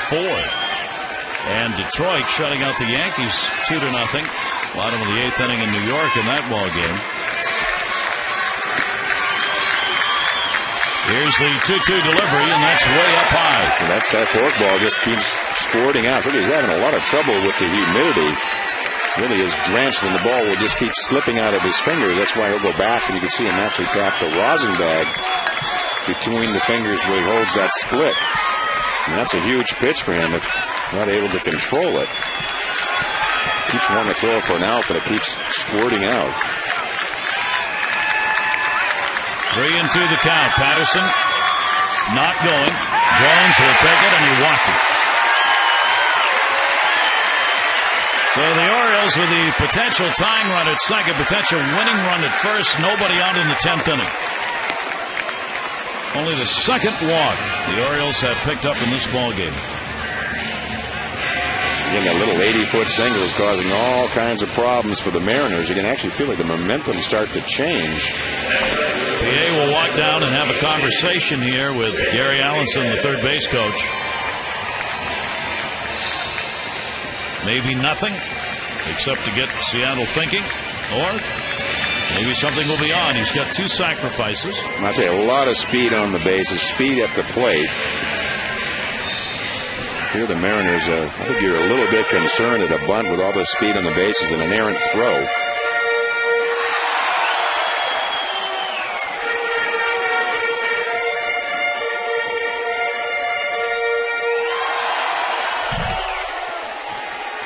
PA's had the single, 1 for 4. Seattle leading it by 1, 10th inning. And now Moore will held out to talk to Hartzman.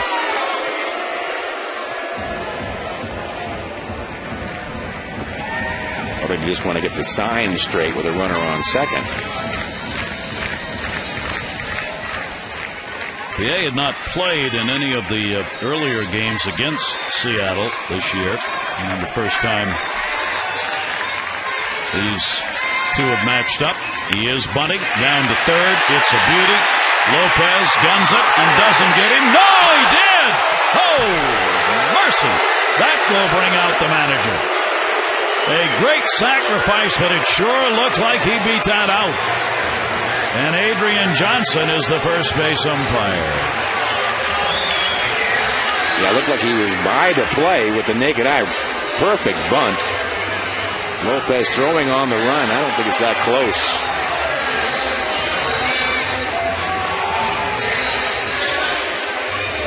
Must be falling inside that 20% error of that survey of late.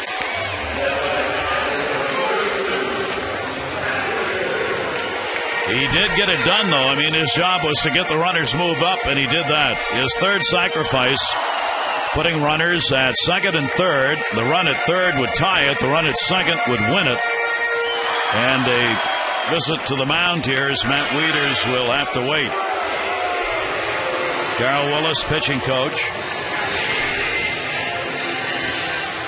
This should be some interesting strategy from the pitching coach, Carl Willis, what they want to do. How do you feel about the hitter at the plate? Wieters obviously a switch hitter, hit left-handed. Are you comfortable putting him on and then facing his Taurus?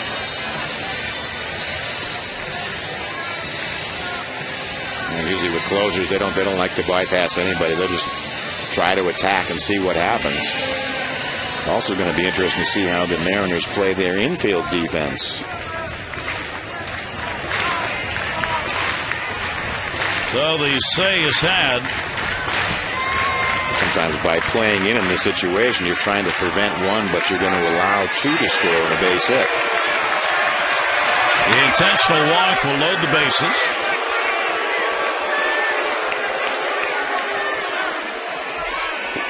Is Taurus on deck. To be followed by Lugo. It just shows you about the stats. Hartzman has had relatively little trouble in closing out games of late, with just 2 for their last 37 against him. Nobody's had a hit and a couple of walks in this inning. That'll be the 4th intentional pass received by Matt Wieters this year. So the bases loaded, 1 down. The Orioles are not away, are a hit away from putting this ball game away. As Taurus, during the last homestand, had a game-winning hit. The infield defense of the Mariners seems a little confused. Do you want to play in? You want to play back? They looks like they're going to play halfway. Try to turn 2 in some fashion out of this. Then the outfield will move in where they can throw a runner out. As Taurus will take it up high for a ball. Even though that only represents the tying run.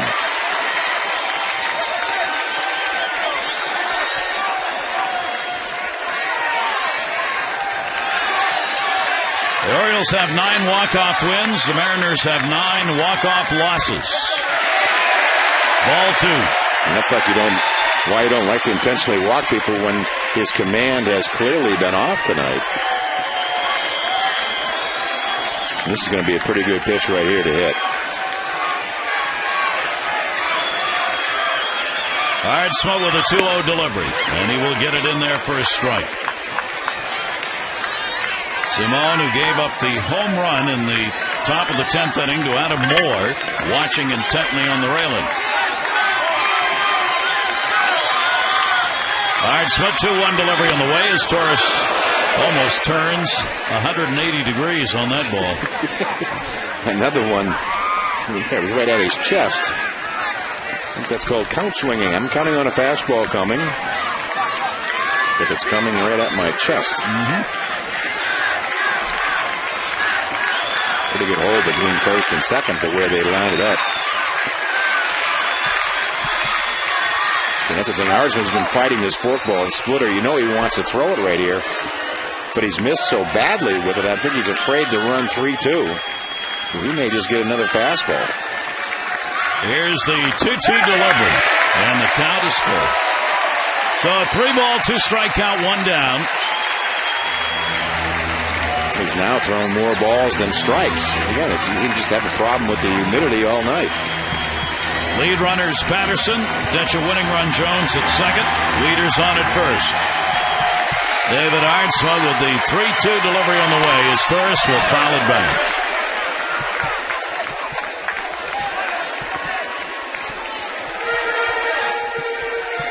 Torres has had only a couple of hits this year, 2 hits in 20 at-bats against Seattle pitching.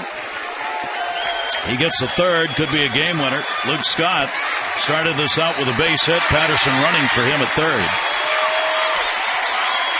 3-2 delivery. Popped him up, and that'll be back into the seats.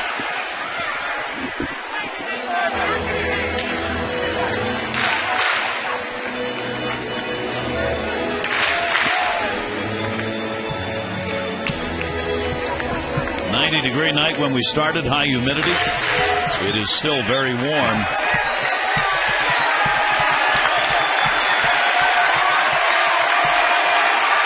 Three and two again. And his Torres a chopper. What are you going to do with it? Figgins, 1. They get the out at the plate. Force play on Patterson. And there are 2 down. Well, quick decision by Sean Figgins. When he has to charge this ball, the only play for him is to go home. No chance to turn 2. So right there plays the shortstop and just tries to make an accurate throw. Difficult play for the catcher because he has to find home plate in all of that. So 2 down. Ardsma trying to wrap this up and get the save. The Orioles trying to at least get this ball game tied.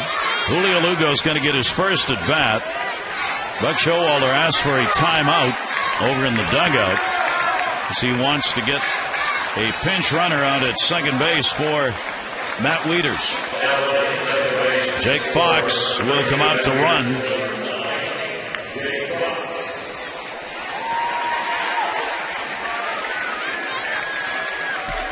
Since that is the potential winning run. That gives him a little bit faster runner in Jake Fox. Jones, the lead runner, the potential tying run at third base. Lugo came on as a pinch runner. Now, this is the first at bat he's had playing third for Josh Bell. And he'll take the pitch up high for a ball.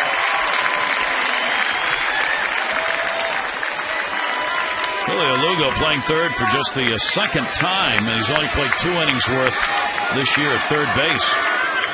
He hadn't played third since 2006 with the Dodgers, and he only played 16 games at third then. 1-0 delivery on the way. Whoop. Moore had to go up. If they win, there's your MVP of this game right behind the plate. He's caught everything and hit everything. And backhand had to reach all the way across from its intended target.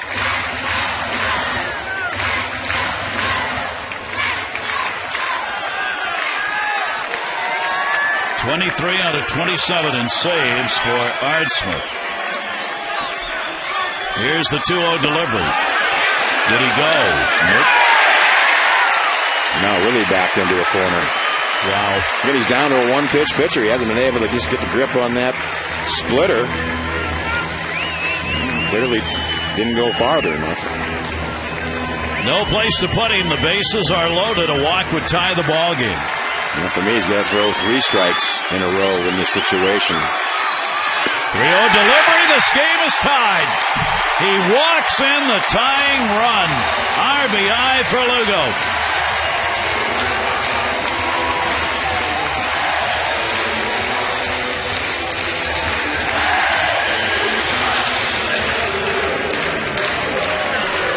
So Jones scores. He too had reached via the walk. And the potential winning run now at third base, Jake Fox, he reached because he pinch run for Wieters, who drew an intentional walk. Outside for a ball, Brian Roberts. Game-winning RBI. And that's right back on the ninth at the end of that homestand. And now he finds himself in another one of those positions that hitters love to get into.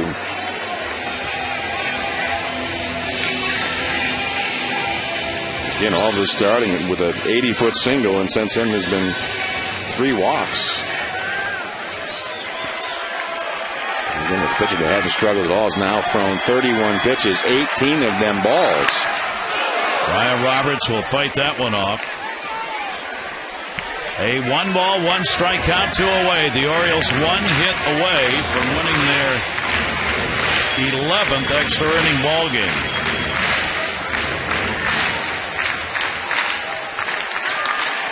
Jake Fox is the one that matters.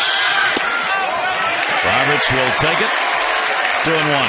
Roberts 1 for 5 lifetime versus Ardsma.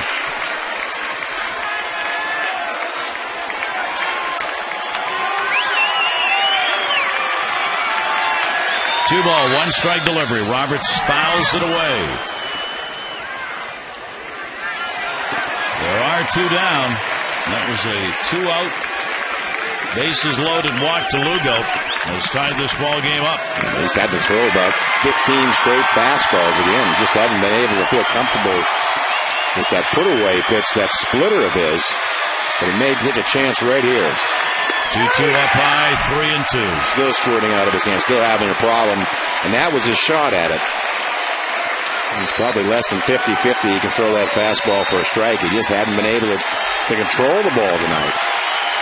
Orioles have sent 7 to the plate here in the bottom of the 10th inning. 3-2 delivery, Brian Roberts. Slow ground ball, nobody at first. Here's the throw, and got him at first base. Hardsma got over there just in time and somehow found the bag as Kochman flipped it to him, and Roberts is retired. The Orioles got a run in the 10th, leave the bases loaded. Ball game is tied at 4.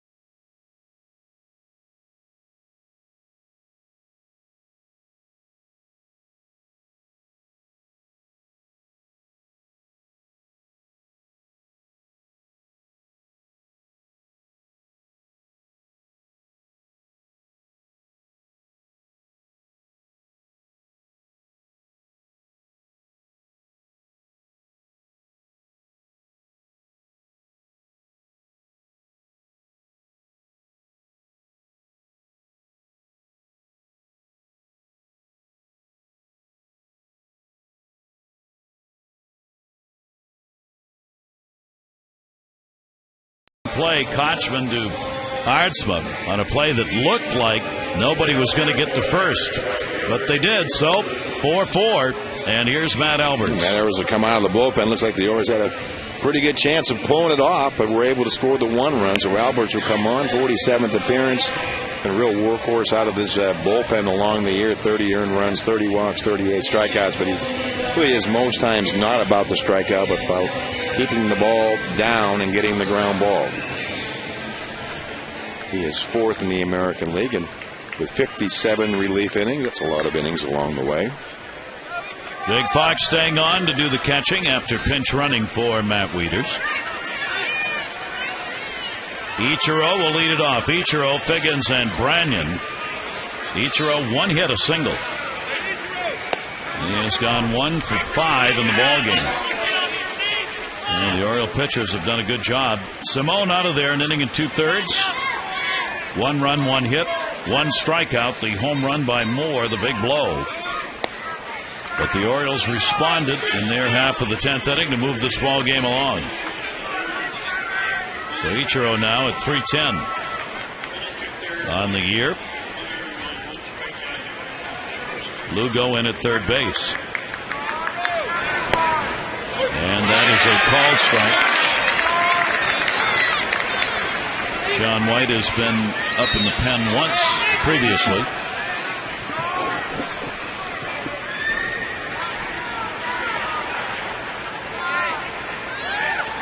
Two ball, 1 strikeout on Ichiro. And that will miss. And the count goes to 3-1 from Alberts. For some reason, Alberts has not faced Ichiro before. No surprising. Yeah. Here's the 3-1 delivery to him, and it's foul back. And the count goes to 3 balls and 2 strikes.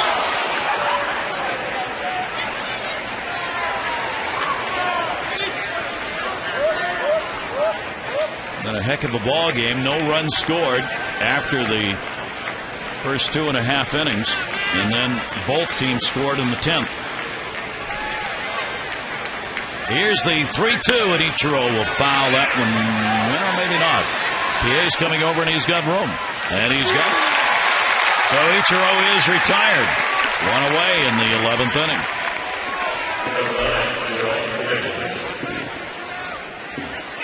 That'll bring up Sean Figgins. Yeah, Alberts is attacking the strike zone with Ichiro. 0 for 5 ball game.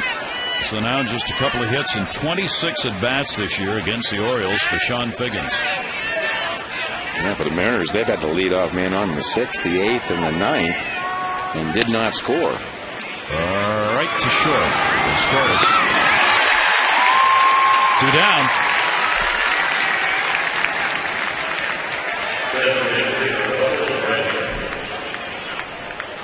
Here is Russell Branyan. Yeah, back in the 3rd inning. Seems like a long time ago, that uppercut swing. Dead center field, hit a moonshot.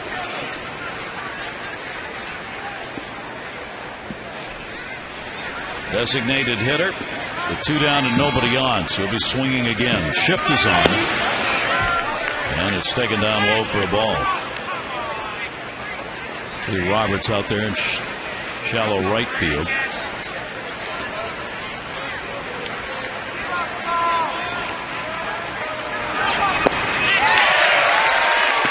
The Orioles coming back on Aertsma that ended a 7 consecutive save run that Aertsma had coming into the ball game. He'd allowed only 1 run in the last 12 outings.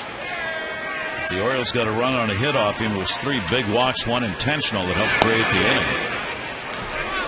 So Aertsma with a blown save. Still officially in the ball game, but you got to believe White will be coming on in the bottom half. Yeah, threw a lot of pitches. 2-1 delivery. And a 3 ball, 1 strike count on Branyan.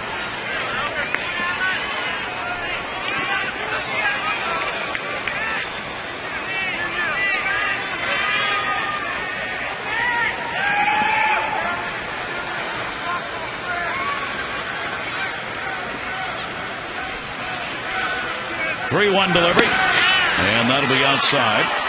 So a 2-out walk.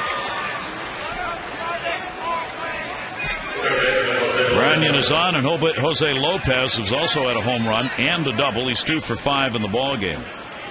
I don't think it's necessarily a bad walk by Matt Albers. We're back in the third inning. After Russell Branyan launched one, Jose Lopez launched one out to left center field of his own. One of the 3 home runs they've hit tonight. Ryan Langerhans will come on as the pinch runner for Branyan.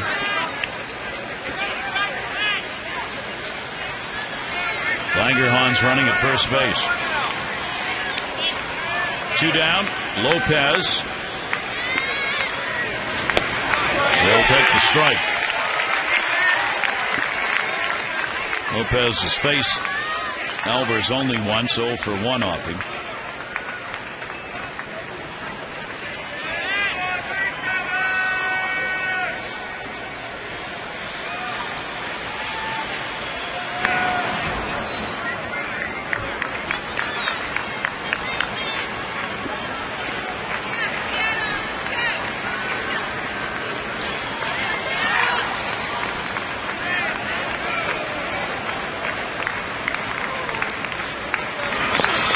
That'll get away. Runner going. Here's the throw by Fox, and he's in. Good try by Jake Fox. It'll be a wild pitch charge to Albers. I didn't think Fox had a chance. Pretty good break by Branyan.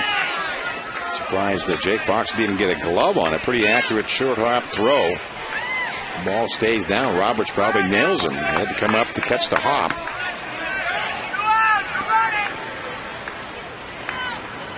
1 ball, 1 strike count on Lopez with 2 down. And that gets away, but the runner will stay. Good block by Fox.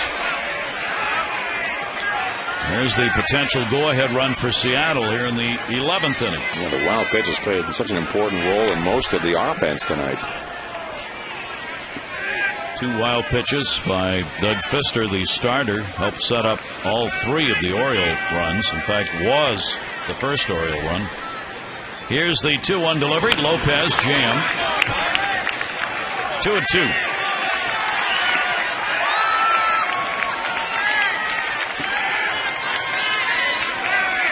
There was a little breeze blowing at times tonight, but it is summer still right now.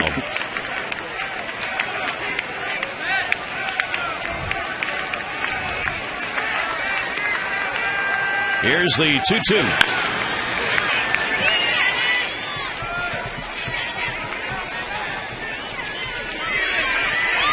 We'll have the West Coast scores coming in soon for you. We're doing damage to the Seattle number. They were number 1 in the majors coming in time of game. I saw that. 2 hours, 40 minutes, and 8 seconds for regulation games. Bad for concessions. 2-2 delivery, and that one in the air to left center field. PA coming, and makes the catch!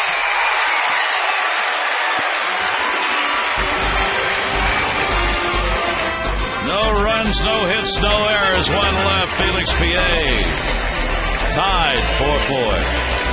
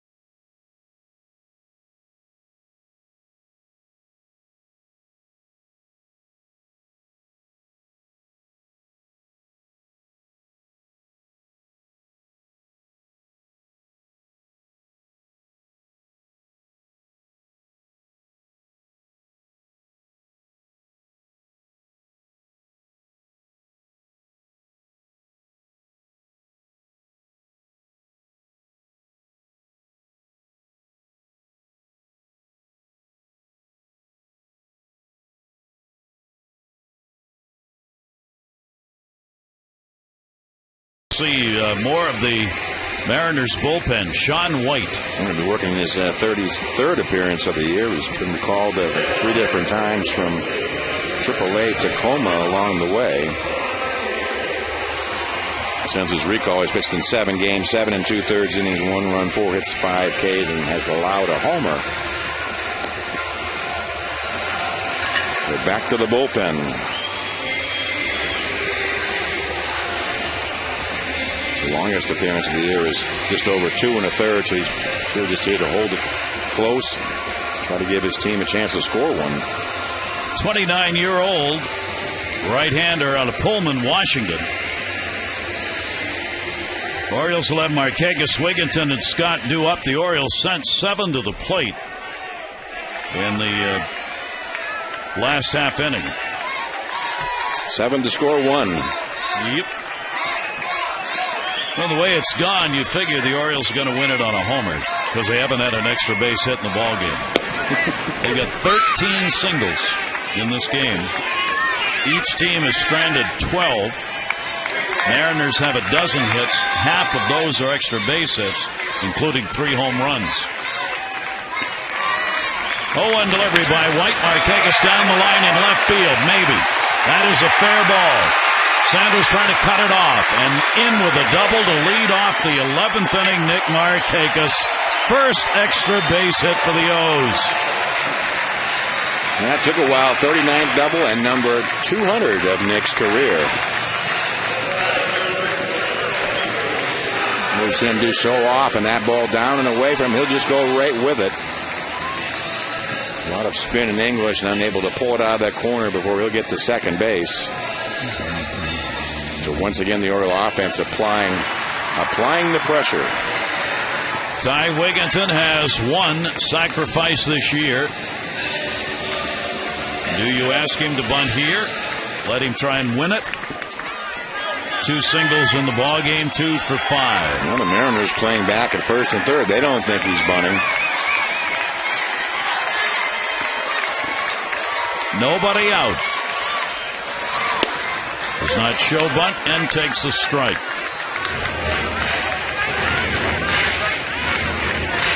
Nick Marquegas, the potential winning run at second base.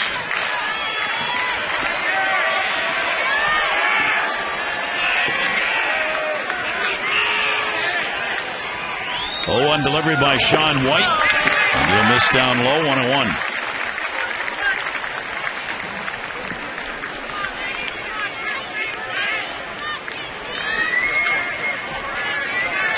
Orioles have used 6 pitchers in this ball game.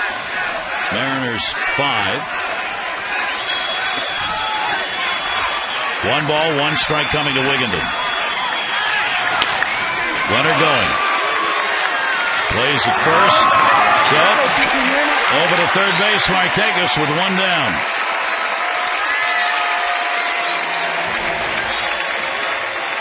Corey Patterson will try and win it. Marquegas gets him moved up. Marquegas at third. Infield will come in. Patterson getting his first at bat. He came on as a runner in the 10th inning and stayed on in the designated hitter spot for Luke Scott.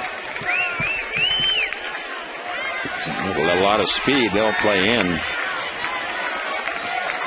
A lot of speed on the bases with Marquegas. That one to short. Runner not going.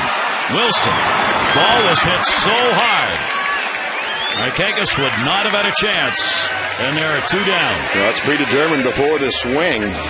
You're going to be going on contact or make it go through, and it just about gets up the middle. See Nick with his lead. He was going to make it clear it was not going on contact.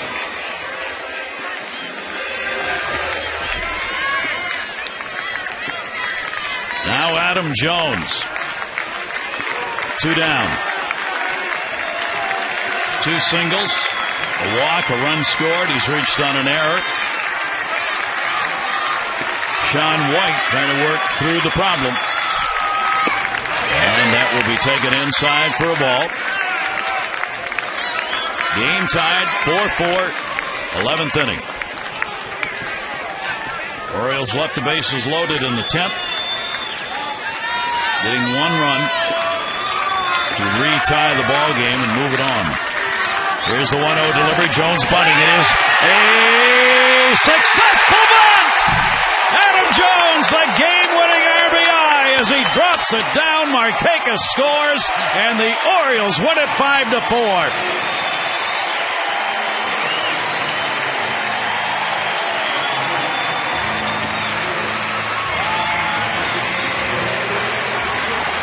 Now Jose Lopez, you can see he's back a couple of steps behind the bag.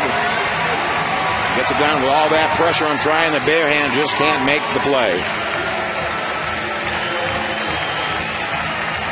Nobody prouder than Gary Allenson, Mr. Bunt himself, as we talked about earlier in the game. The big boys can also use it, and Adam Jones did. Markakis was coming as soon as the ball went down. He scores it, and the Orioles win it on a suicide bunt in a 5-4 victory. The Orioles 11-3 in extra inning ball games. Albers wins it, and White will take the loss. Hope you'll join us again tomorrow for our second game in this series as Game 2. Tomorrow night, O's Extra kicks it off at 6:30. Our ball game will be at 7. And the Orioles will try and get their second victory against the Mariners in this stand. A heck of a game. It took 11 to get it.